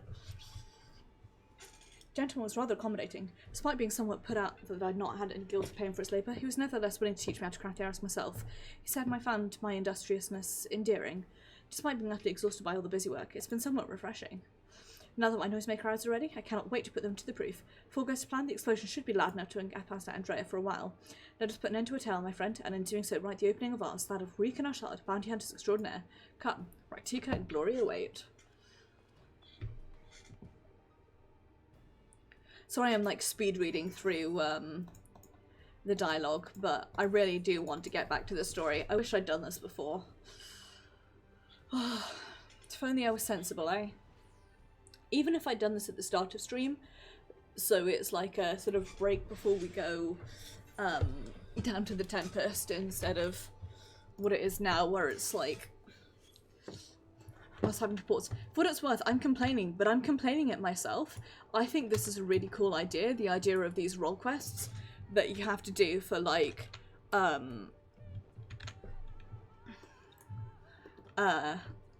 rather than each individual class having a kind of crappy quest, it's like a properly meaningful role quest, and there's like a properly meaningful reward for doing them all.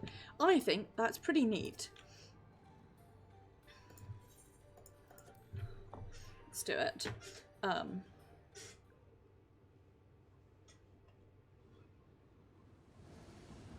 I skipped his dialogue there, but I think he's basically saying, don't make me look really bad.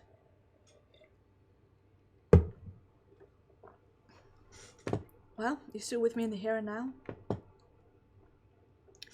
Hydelin's decided she's no longer going to give me piercing headaches. Let us slay to rest our fellow hunters and grant Renderay the peace a hero deserves. This is cool when I was doing it on Maeve, because I was doing it as a bard, so it was like double bardery.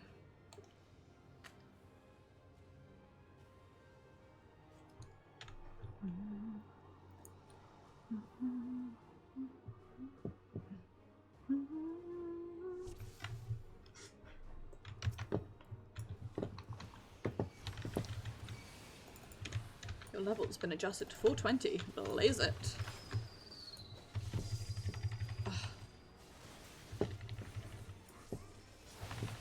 Really worked. Oh, I can't believe it.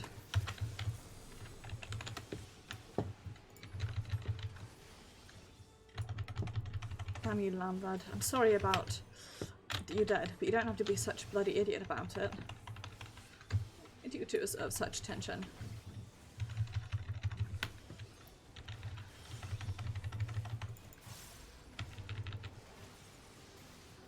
I think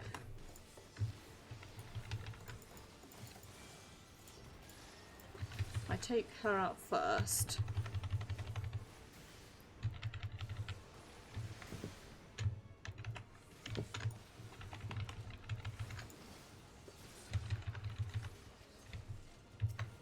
Then I can work on this dude.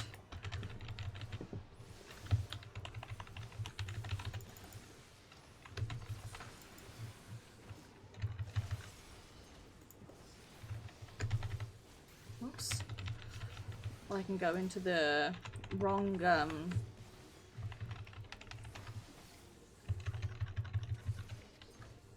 sorry, I can go into, oh, once again going into the wrong.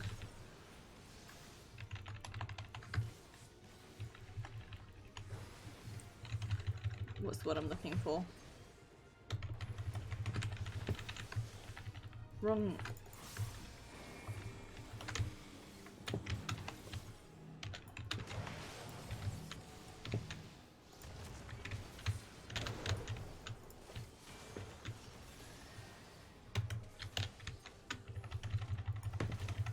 Wrong rotation, that's what I was looking for.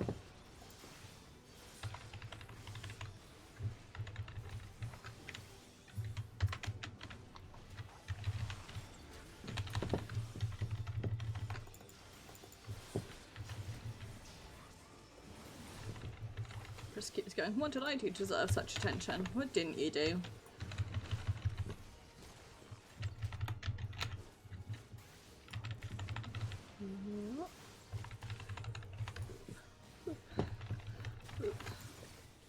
Why did I hit second wind there?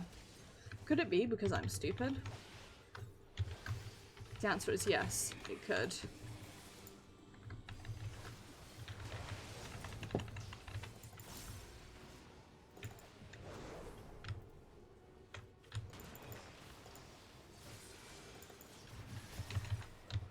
That's it. Only two. Well, I'll draw off Andrea. You handle the knight.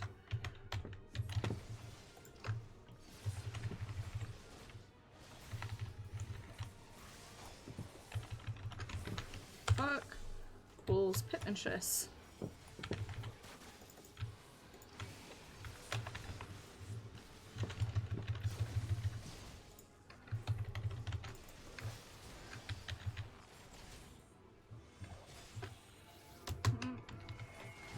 Enjoy that buff.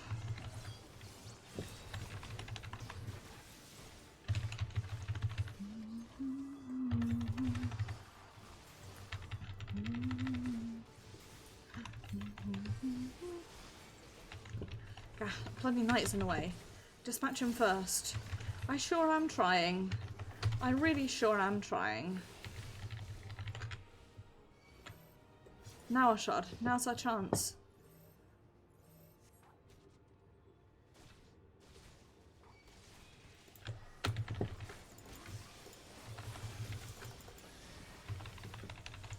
Heads up. Arrows incoming. Cool. Like, don't let your memes be dreams, my good dude.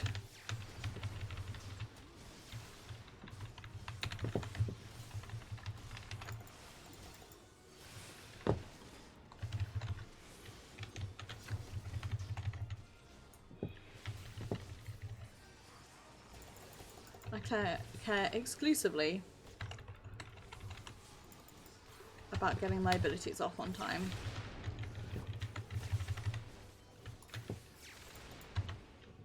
It's just us and Drea now. It's time for Reek and Ashard to write a new legend for the ages. You got it, babe. As it were.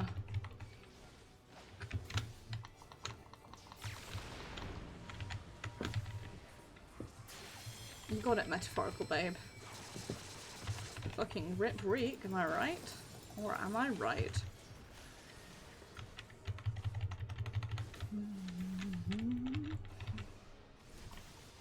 I'm so jealous that she got to... She gets to LB just like during normal course of play. Not fair. She says, ah, heads up. Ashard, to me.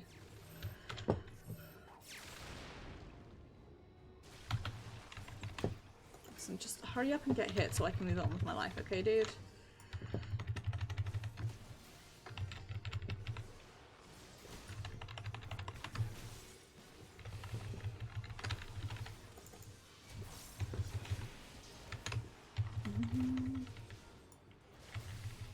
Brrrg.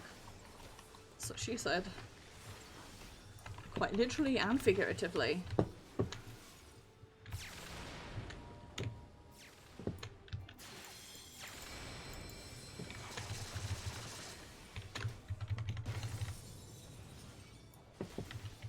Nice. Rest in peace, Renderay. I was in the middle of my Dragonfire, whatever it's called. Blood of the Dragon rotation. And those fights are pretty good to practice rotations on, I think.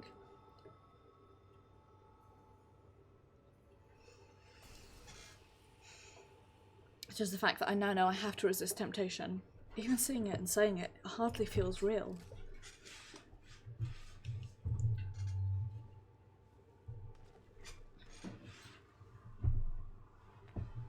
Huh? What's that you've got there?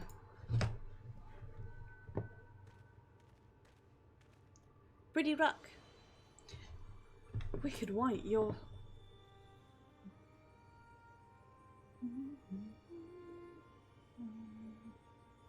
You're Renderay, the real Renderay.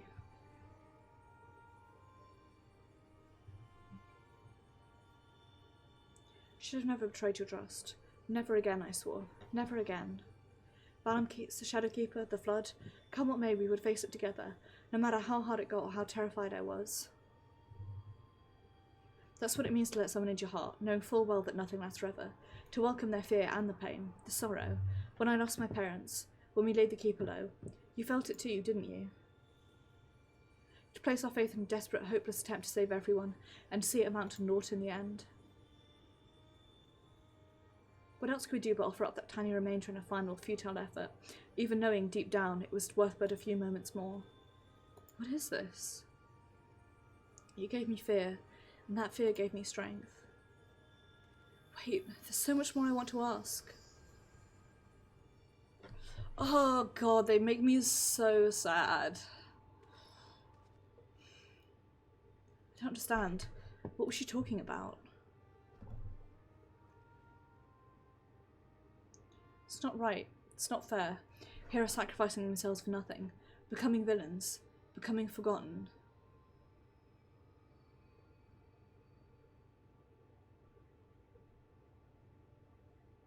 Thank you, Ashard. Could have never got this far without your help. I have no idea who Renderay or any of the Warriors of Light truly were. It was all ancient history to me. Why would I care who some meat eaters once were? It was no better than my parents, judging them out of hand, dismissing my sacrifice, not bothering to look deeper, made it all the easier to pursue Andrea for my own amusement. Pray have made up for it in part by helping to lay Renderay's soul to rest. Miss Elvira is probably worried sick about us both. We should return to Clusia and let her know we're all right. God, they do. The somebody outside has a small dick and needs to prove it with their fast motorcycle. The thing over my shoulder that looked odd. The static of light, whatever you want to call them, they make me so sad. I also solidly headcanon that it's one of the main reasons, like after meeting Ardbert's one of the main reasons Ashard actually does anything in Shadowkeepers. Shadowkeepers? Jesus. I just mixed up Shadowkeep, the expansion I'm currently playing in Destiny, with Shadowbringers, this expansion. Anyway, it's one of the like reasons that he does any of it, because he feels a sort of kinship to Ardbert, and so he's like, hero for a world that hates you. I feel that. Congrats on a job well done. From one end to another, thank you for helping Renderay to achieve Metro Peace. She was a hero to me too, and it broke my heart to know what become of her. To have your legacy tarnished though, to have the world call you villain, even still. But at least I can take comfort in knowing she can finally enjoy a long rest. Whatever others may say, we will preserve the truth in story and song. Renderay, the bravest hunter there ever was, and more importantly, a true friend for those she held dear. I can only hope to measure up to her example someday. For now, however, I say we return to the Crystallium and raise a glass in celebration. You got it, mate. Let's get shit-faced. Secondary headcanon, Ashard did that entire fight drunk because while he was waiting for Lurik, he was just getting more and more drunk in the Crystarium. Just sort of like, and then, would you believe it? They were like, hey, let's go find this giant fucking whale, and this whale's gonna dive down into the water, and like, we're all gonna sit under its breath. And you know what's worse? It fucking worked. Problem is, of course, now all the Ondo live under down there, you know, we've totally fucked up their way of life, so they got me doing fetch quests and shit to fix their life. I'm done with all this, you know, I just want to go home, is approximately what he sounds like when he's drunk. Just ranting away, and everyone else there is, like, slowly edging sideways. They're all like, Andrea's bounty has been paid to us in full, my friend. So come, let us eat, drink, and be merry. I apologise if I'm dropping some frames. Appear to be having some net issues. I'm meaning to ask Ashard, but impression I have you're rather more acquainted with the Warriors of Light than you've been letting on. What exactly do you know about them? Well, I'm haunted by the ghost of one of them. He lives in my bedroom, and he comes to see me after I've had a long day, and makes my day even worse. But he's also the only person I can truly empathise with in this world.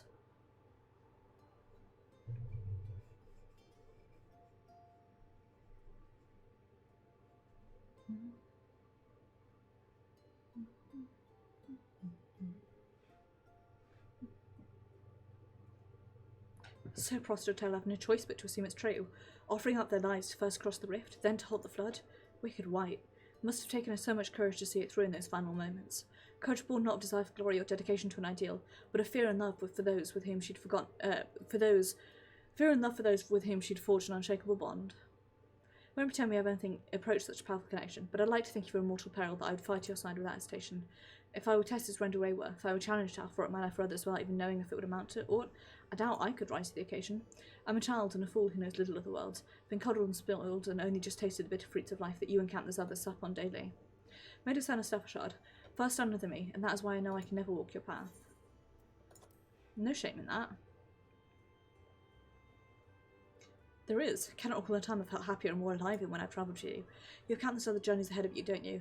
If you're destined to greater challenges, whereas I'm suited to the rather more pedestrian affairs. Know your limits, as Miss Elvira used to say. Meeting again after all these years, seeing how much older and more frail she'd become made me realise how little time together we have left. She shouldn't have to live out her days living alone in squalor.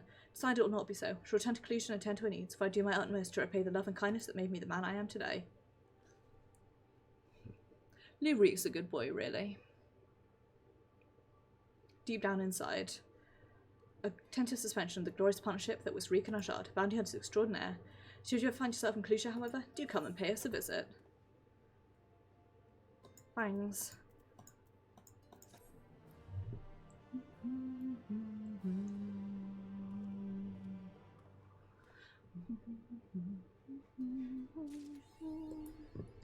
Nice. And at long last, I accidentally reveal the whole map to me that I haven't seen yet, but we can go chat to Grenalt again. I cannot sit the way I was with resting my leg on my computer because it is legit burning my leg. Oh, shit, sorry, I just accidentally kneed my desk there. Very professional of me. What's the pro streamer keeps knocking down their lip balm like an idiot. What I was actually going to say was I was younger and had a laptop, and the fan, so I would tend to sit like with the laptop on my lap, as one does, and the fan, it would get really, really hot, and the fan would sort of go directly on my knee, and I always used to get this itch like on my knee, and I couldn't work out what it was. I couldn't work out, you know, why do I have this issue? And it was because of the heat. So I'd let the Ondo down. More than that, I'd let myself down. Might as well go back to mending kettles. Here you go, I have a present just for you. What's that you got there? Striking beauty. Shines with heartache and laughter at the transient's life, like the turmoil of history made manifest. You can see the brilliance of the crystal's legacy. Ah, you never capture such gleam, not if you laboured 100 years. Bugging me if I don't mean to try. Where are me tools, god damn you? I'm there set to work before the feeling fades. Can feel it, a vision forming in my mind. Step aside, lad, and let me itching hands get to work. You got it.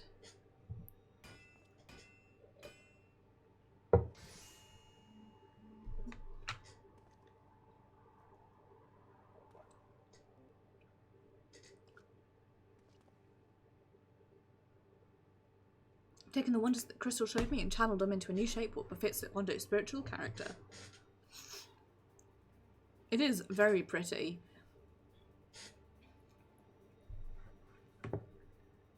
Not a bad job if I do say so myself. I was this close to hanging out my hammer after studying the craft of the ancients. Been across the length and breadth of Northrant and gobbled up every scrap of craft and wisdom what I could find. No matter which technique I tried, my work was just no comparison. Couldn't even figure out how they put them damn buildings together. Mystery for the ages, that's what drew me here in the first place. Built my workshop, got the forge spawning, and then lost me bleeding will to craft. Thank the gods for that crystal years, or I might never got it back. We're not prying into business, but I reckon a little miracle there has been just through the kind of journey they sing songs about. Echoes of the memory it holds just speak directly to your heart. Can feel it coursing through me. Inspiration's not fading away, swelling up stronger and stronger. Give me the chance and I reckon I can weave the crystal saga into other things as well. Always forgotten the Ondo's commission. If you could drag that lamp over to Tolshath for me, I'll stare and dream up new armaments for you to try. You got it, bruh. Bruh. Equipment rewards become available for collection based on the roles that you've collected.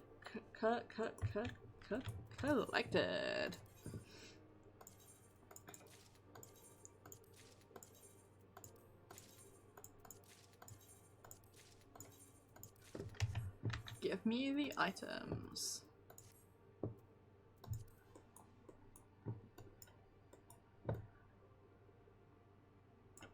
I do like that. I'm just not super hot on the rest of this. The mail alone is like... bits of it look good. The problem is because of our shard skin tone, a lot of things tend to clash really badly on him. Whoops.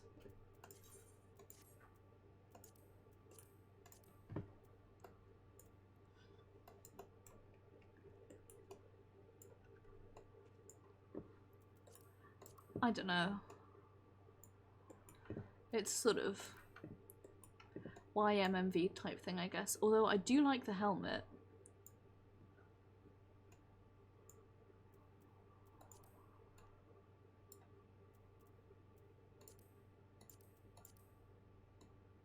And I like that it has room for its horns as well.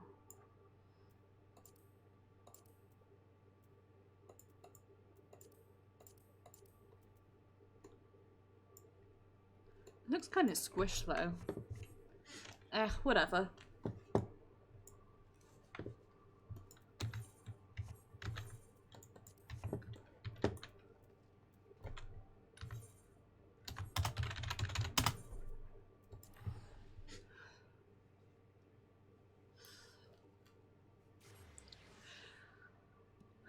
We'll deal with it nonetheless. Because the important thing is that we finally have level 80 gear and I can stop holding the team down. What is that you have there? Coral-like branches, most definitely not a kettle. Then the finless one has kept its promise. My people tell me of the many deeds you performed in the name of aiding the Cubs. Now you come to me bearing the light we'd almost surrendered hope of ever seeing. We can doubt your purity no longer. Your arrival was the will of the ancients. Yes, the time for fear has passed. We shall take the lamp and unveil its austere illumination upon the walls of the forgotten. Gather there with your companions, and we shall speak again once our prayers have been offered.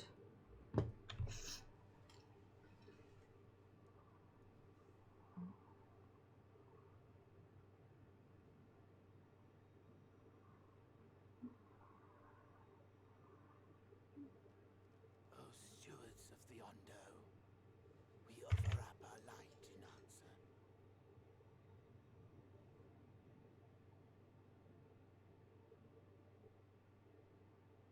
That crystal you showed the artisan. Was it... Did it belong to one of my friends? Sure did, buddy.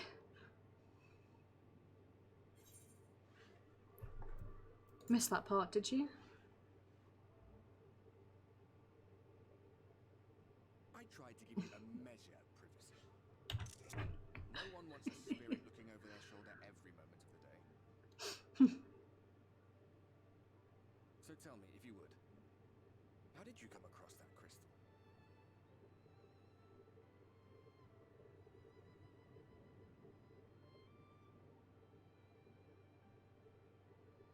It was render raised then.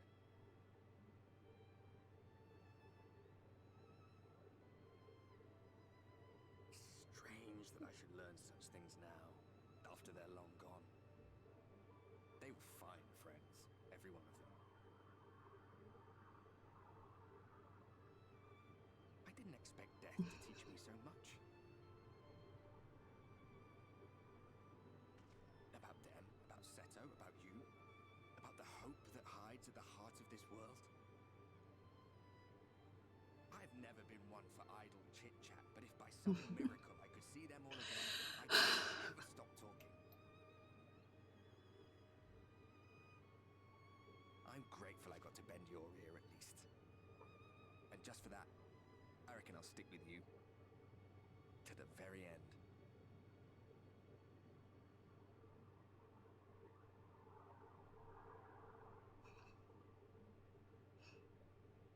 Apologies, we were a little late to the gathering. God, I love Ardbert so much. Succeeded in gaining their trust. The delay wasn't exactly welcome, but at least our many hands made light work. And they seemed especially impressed with your contribution. Our hero indeed.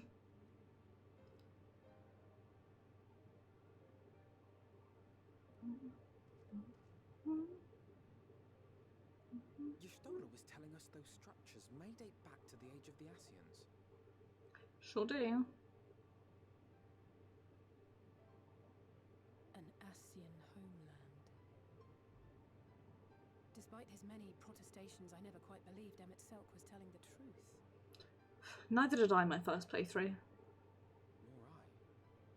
But there is no denying the evidence before our eyes. Clearly this was once a great city. A home they would see restored, no matter how many tens of thousands of years it takes. It's a hollow dream when you think about it. Even if they manage to rejoin all the worlds, they'll never bring back the ones who were lost. But would I have done any different?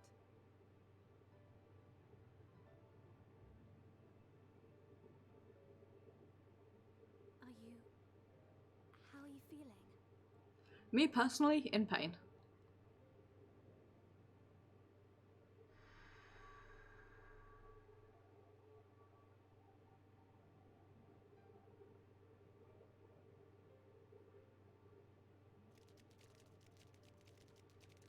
I hate that it gives you that flashback when that's clearly not what my hands look like. Yes. To the honored ancients have we offered up our prayers and our gratitude. You too have our thanks.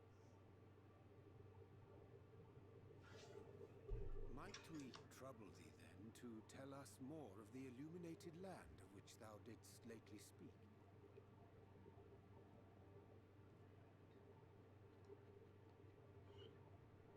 To the west of here lies a great trench. Some days ago, The Marinara. appeared in that endless darkness.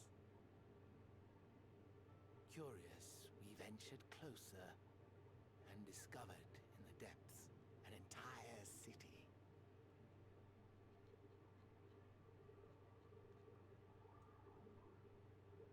The buildings we spied were akin to our own everlasting abodes.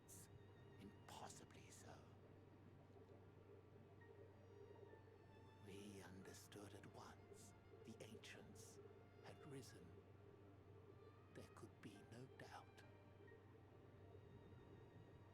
Taken with terror, we retreated to the cups, and I decreed that none should enter the trench until such time as we received a sign.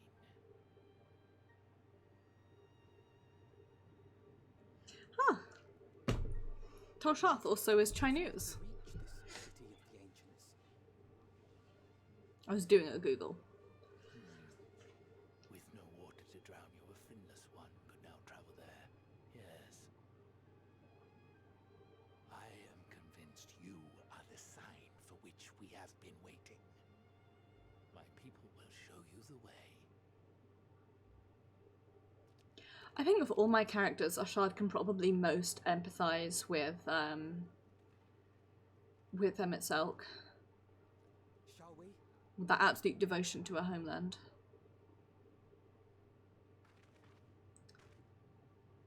More than anything, he's angry at Emmett for hurting him and for, you know, putting him into a situation where there's nothing else he can do. I think that's what angers him more than anything else. Chieftains bid me guide your steps to the illuminated land. Come, the way lies downwards. Follow the path of coral and rock and join your comrades below.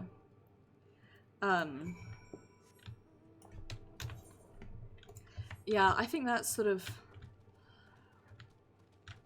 what angers him the most, is sort of how this is. A lot of what's been going on was sort of placed on him without his desire to be involved, and in fact arguably with his very active desire not to be involved, you know? And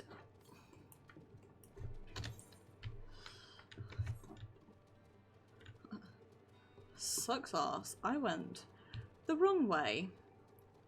Please don't laugh at me, I'm very stupid.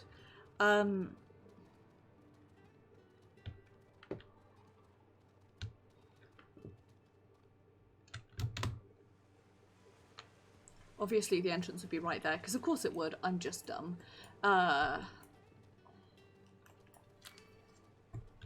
Leave me alone, meow.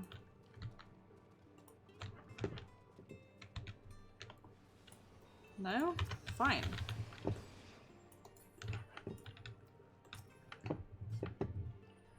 Emmett Sarkis made himself difficult to reach, yet every step we take brings us nearer to a stronghold.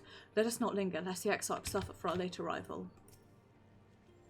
Have you everything you need? What, are you coming back now?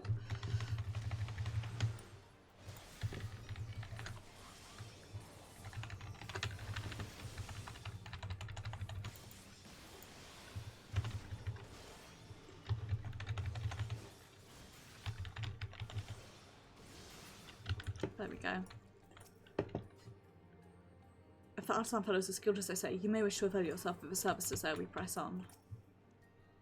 Venom circles in that trench. We'll have to assume he's not swimming in salt water. We wouldn't want to suddenly find ourselves at the edge of Bismarck's puddle with no air to breathe. We're on our way at last. Seems far darker down here, but I'm not started a few shadows.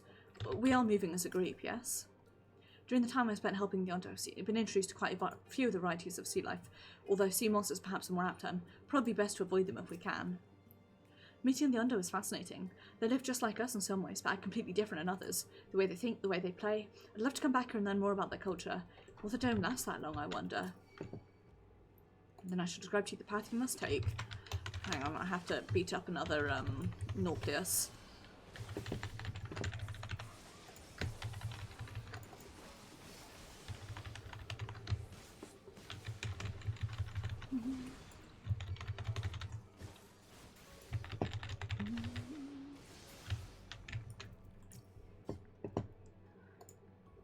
Follow down, down, down. Once in the bottom, find a passage to the northwest and continue west, west, west.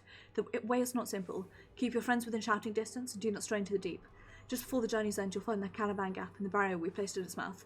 The obstacle will fade should you raise a hand towards it. We have made it so. Most succinct explanation. We thank you for your assistance. Right, deeper into the depths we go. You got it.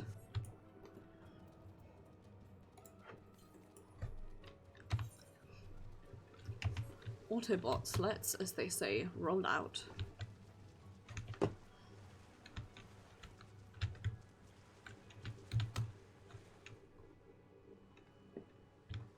Actually, we're going to go down here the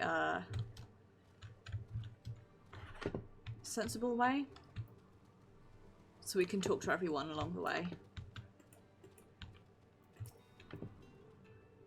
Rocks and coral bunched up by the cavern act like a staircase of quartz, but be careful, you wouldn't want to slip from up here.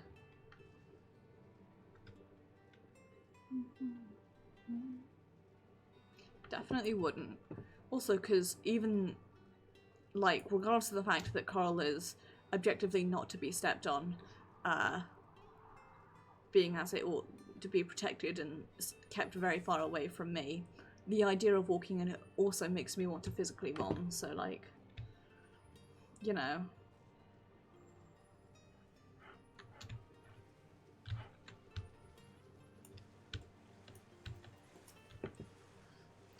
Wait till these bursts of water carry clear to the top again. Not that I'm willing to try it.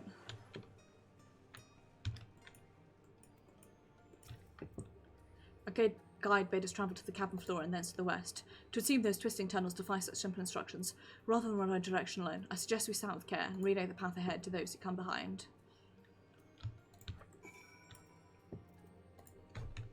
You got it.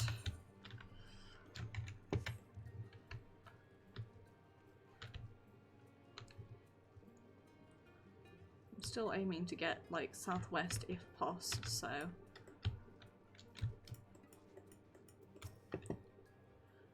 Forged ahead. Should we continue our own advance? Yes, let's. I think this is the way to go, actually. Southwest. Rock drops off sharply here, but I should think this coral thick enough to serve as a bridge. Time for gross noises. I hate it so much. I cannot emphasize enough how much I hate it. It freaks me out so bad.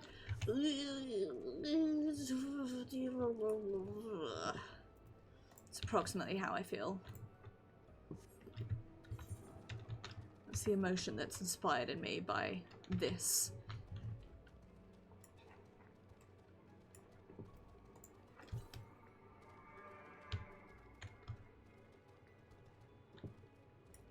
Hi, Alpino. Ah, Shard, you have a choice of two routes from here. You can either take the long way to the south along the rocks, or skip along the coral branch as Alice is done. I, for one, shall be following my sister's example.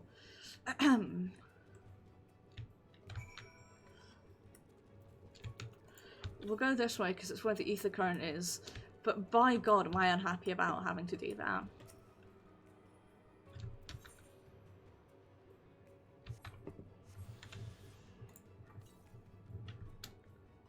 Let's see.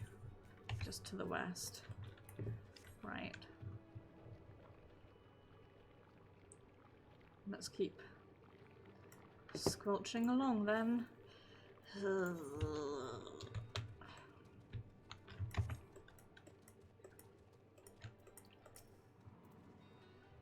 Not to it. I'd say it's already gone ahead. We should catch up with her. That's right, Alfino. I know you're just as squicked out as I am, because you're a person with taste.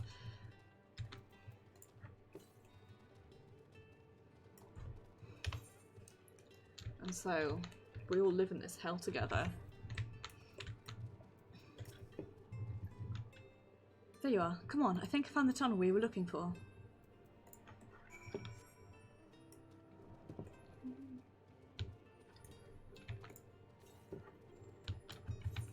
The moment by the bay when you reach Amarot is so good. It's one of my defining memories of playing this expansion, honestly, is like that moment and like the shock and awe that I had.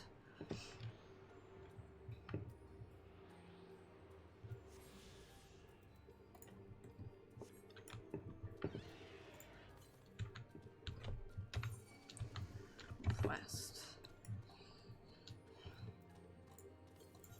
Oops, what we've got 1, 2, 3 left to go, plus those.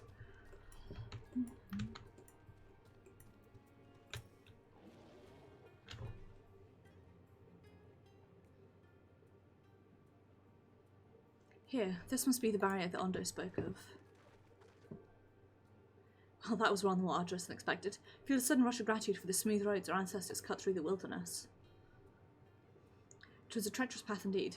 Now I believe one of us needs but raise a hand to banish this next obstacle. Ashard, I'd like you to do the honour.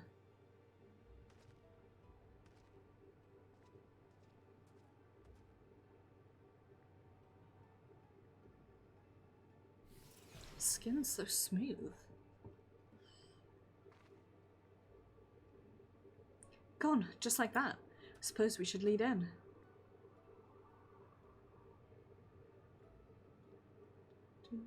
Like as not, this tunnel will be just as perilous as the road we walked to get here. Let's all stay aware of our surroundings, shall we?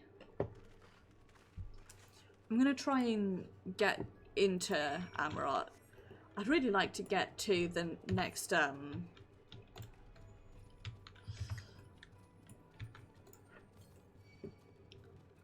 I hate it so much.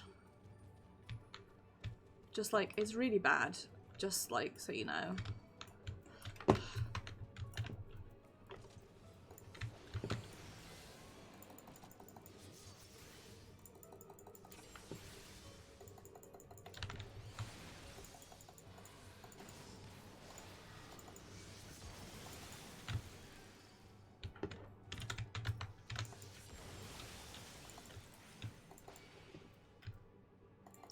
Yeah.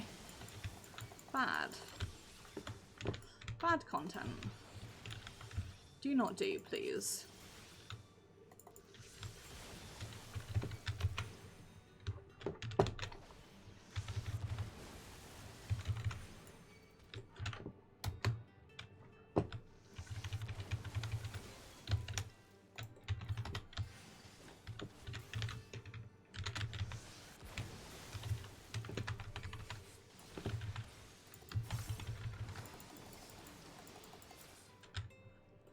Please, I just wanted to talk to Bankred. Want to chance that leap. Hugging the northern wall on the way down sees the wider proposition. Very long drop. Please, no heroic jumps over the edge, Ashard. I don't think my heart could take it. I mean, mine could, but also the idea of interacting with that seaweed makes me want to die. The idea of interacting with anything makes me want to die here. It's all bad.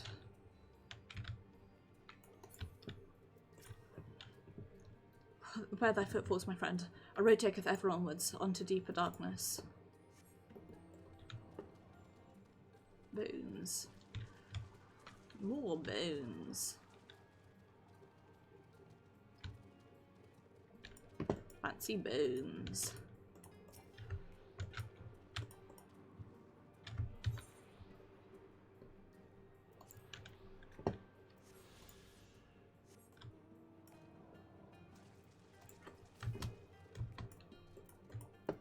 How are you doing, Alpha now? Put your footing here. I wouldn't envy the climb back up if you fell. You got it. Basically, we can just follow the big fish skeletons.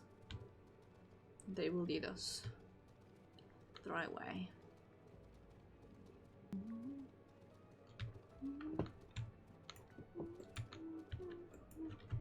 Here we go. Oh, I'm dropping frames just in time for one of my favourite cutscenes of the expansion. Oof.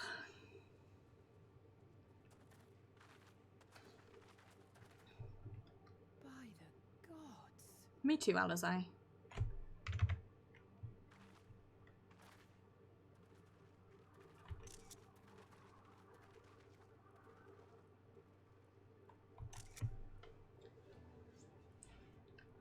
For a while, this was one of my backgrounds.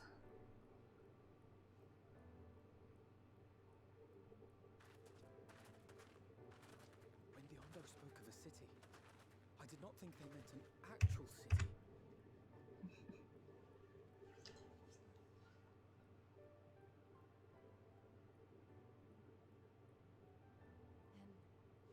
Then we are seeing the same view.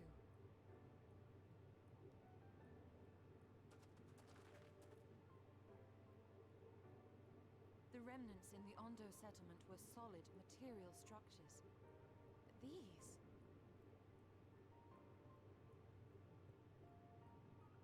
Everything here pulses with ether.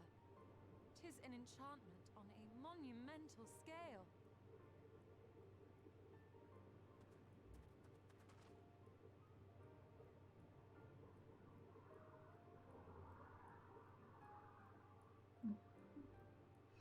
It's so... God, I love Amarot so much. Amarot, for me, made everything else worth it. One cannot blame the Ondo for fleeing the spectacle of these breeding edifices. We, however, do not have the luxury of fear. Emet-Selch holds the exiled captive somewhere within that vast city, yet even if we must search every alleyway, we will find them. I think all those tall dark buildings can be frightening, but for some reason they just make me feel sad. And the chieftain spoke of light shining from the abyss. This is not at all what I imagined. Why would Emet-Selch do this? Big, I'll grant you, but cluttered city streets are far more conducive to infiltration than wide open spaces. This will work to our advantage, trust me. Ashad, did you note the style of the architecture? It is the same use of the remnants of the cups and the murals painted towers. Look closely. Himself has not simply reclaimed these ruins. He has laid the semblance of an entire city upon them. God, the magnitude of the artifice is staggering, though it pains me to admit it. We do not fully understand the feats of which an old Asian is capable.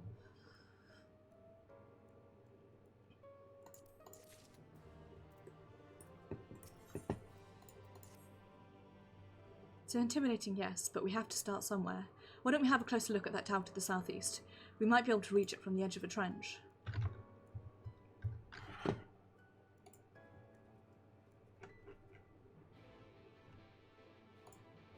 Sorry, I'm doing a post.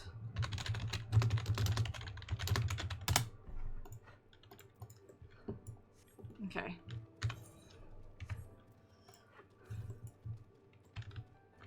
I have done a Discord to let my bees know that I'm pushing to get to the next aetheryte. I mean, to be honest, this would be as good a place as any to let up. Also, I thought this when I was playing it the first time round, and I think it now. The architecture of the city reminds me so much of that city in Kingdom Hearts 3 that I can't remember the name of. But I do think about that a lot, how much it reminds me of that.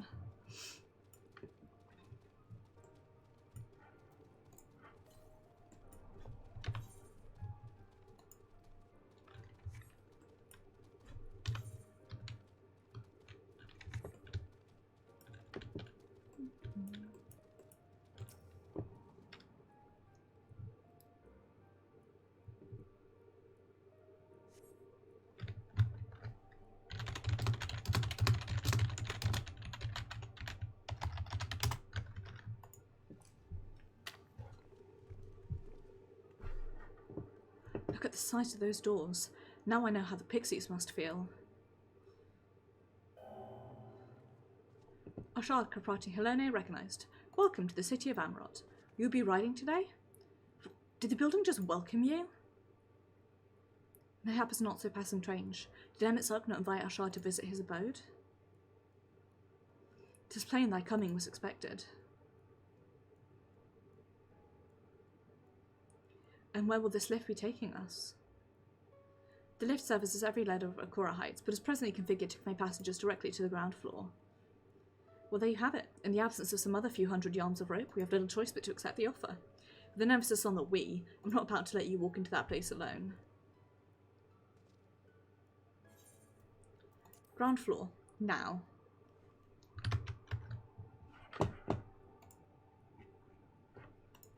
Whoops, I missed the dialogue there because I was checking Discord, sorry. I'm good at being a bee.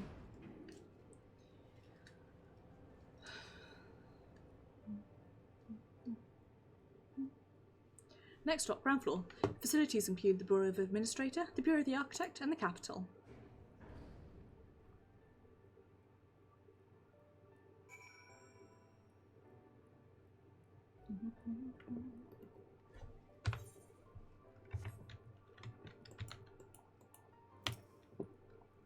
Just can't believe how tall everything is. Seems peaceful enough, he said, tempting fate.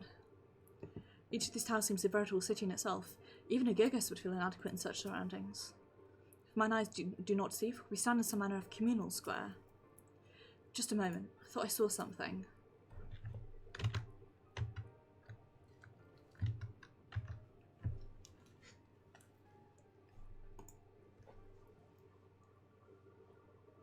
It's only at this distance you start to realise just how big the cities truly were. What did the voice call the city? Amarot? Look, over there.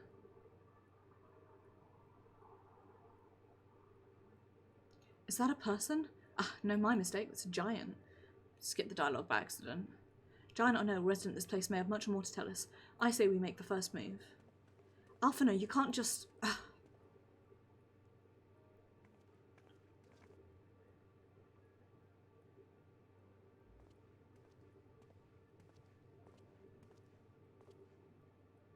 Pray excuse my boldness, but might I ask you a few questions?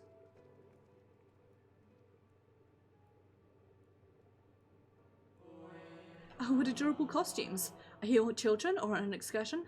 District has much to teach you. How odd. Sounded like no language I've ever heard, and yet I understood every word. Just as he understood us. Ahem, and which district is this exactly? You must be lost, poor things. You stand in the Polyterrae district, run like the institutions most vital to the management of our star.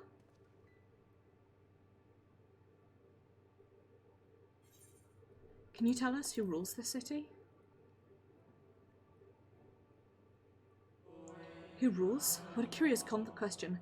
Mayhap you refer to a supervising body, the Convocation of the 14? So Emet isn't the leader here. Emet is a manner of the Convocation. Were you hoping to witness its deeds firsthand? Hardly surprising, I suppose. Whole world holds its breath as the final days draw near and our brightest minds race to implement their plans. Thus you must understand that gaining an audience at this time will be next to impossible. You should hurry home now before your families begin to worry. Do you need me to walk you back? No, thank you. We'll be fine. I'm dropping frames again. Very well. Take care, little ones.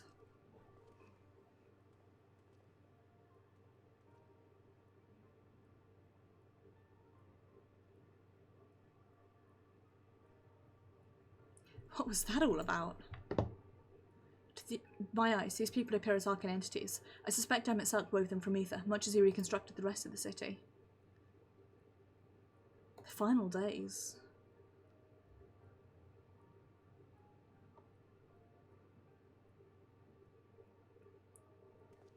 Such words well befit the oblivion described to us by our Asian foe. A catastrophe on unprecedented scale, which did set in motion the summoning of Zodiac, and thence Heidelin herself. But that happened centuries and centuries ago, didn't it? Man spoke as if they were rushing to avert disaster here and now.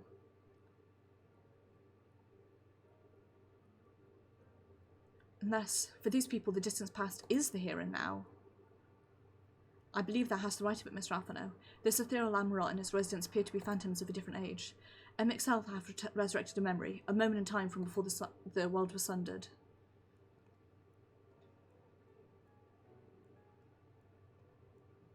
Ah, so we find ourselves in a long-destroyed city inhabited by the long-departed. An unusual situation, to be sure, but at least we're able to parley with these ancients. In fact, they seem downright eager to chat. I say we use this to our advantage. Spin up, strike up some conversations, and see if we can't learn the location of a quarry. It wouldn't hurt to wheedle out a few more details regarding this convocation of the 14 and their impending disasters. You got it, Thancred. To the Minkling, then. Let's meet back here when our jaws start aching.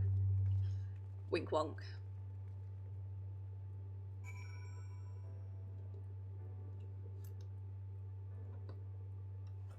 But with that, folks, I am going to end things off here.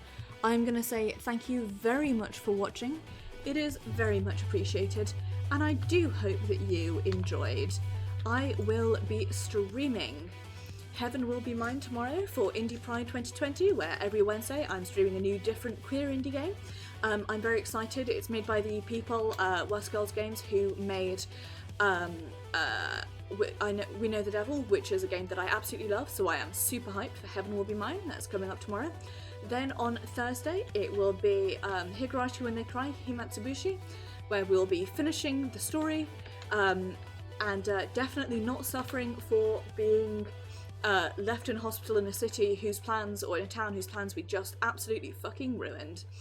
Then on Saturday we will be playing Dishonored 2, and we are going to go find and take down Delilah.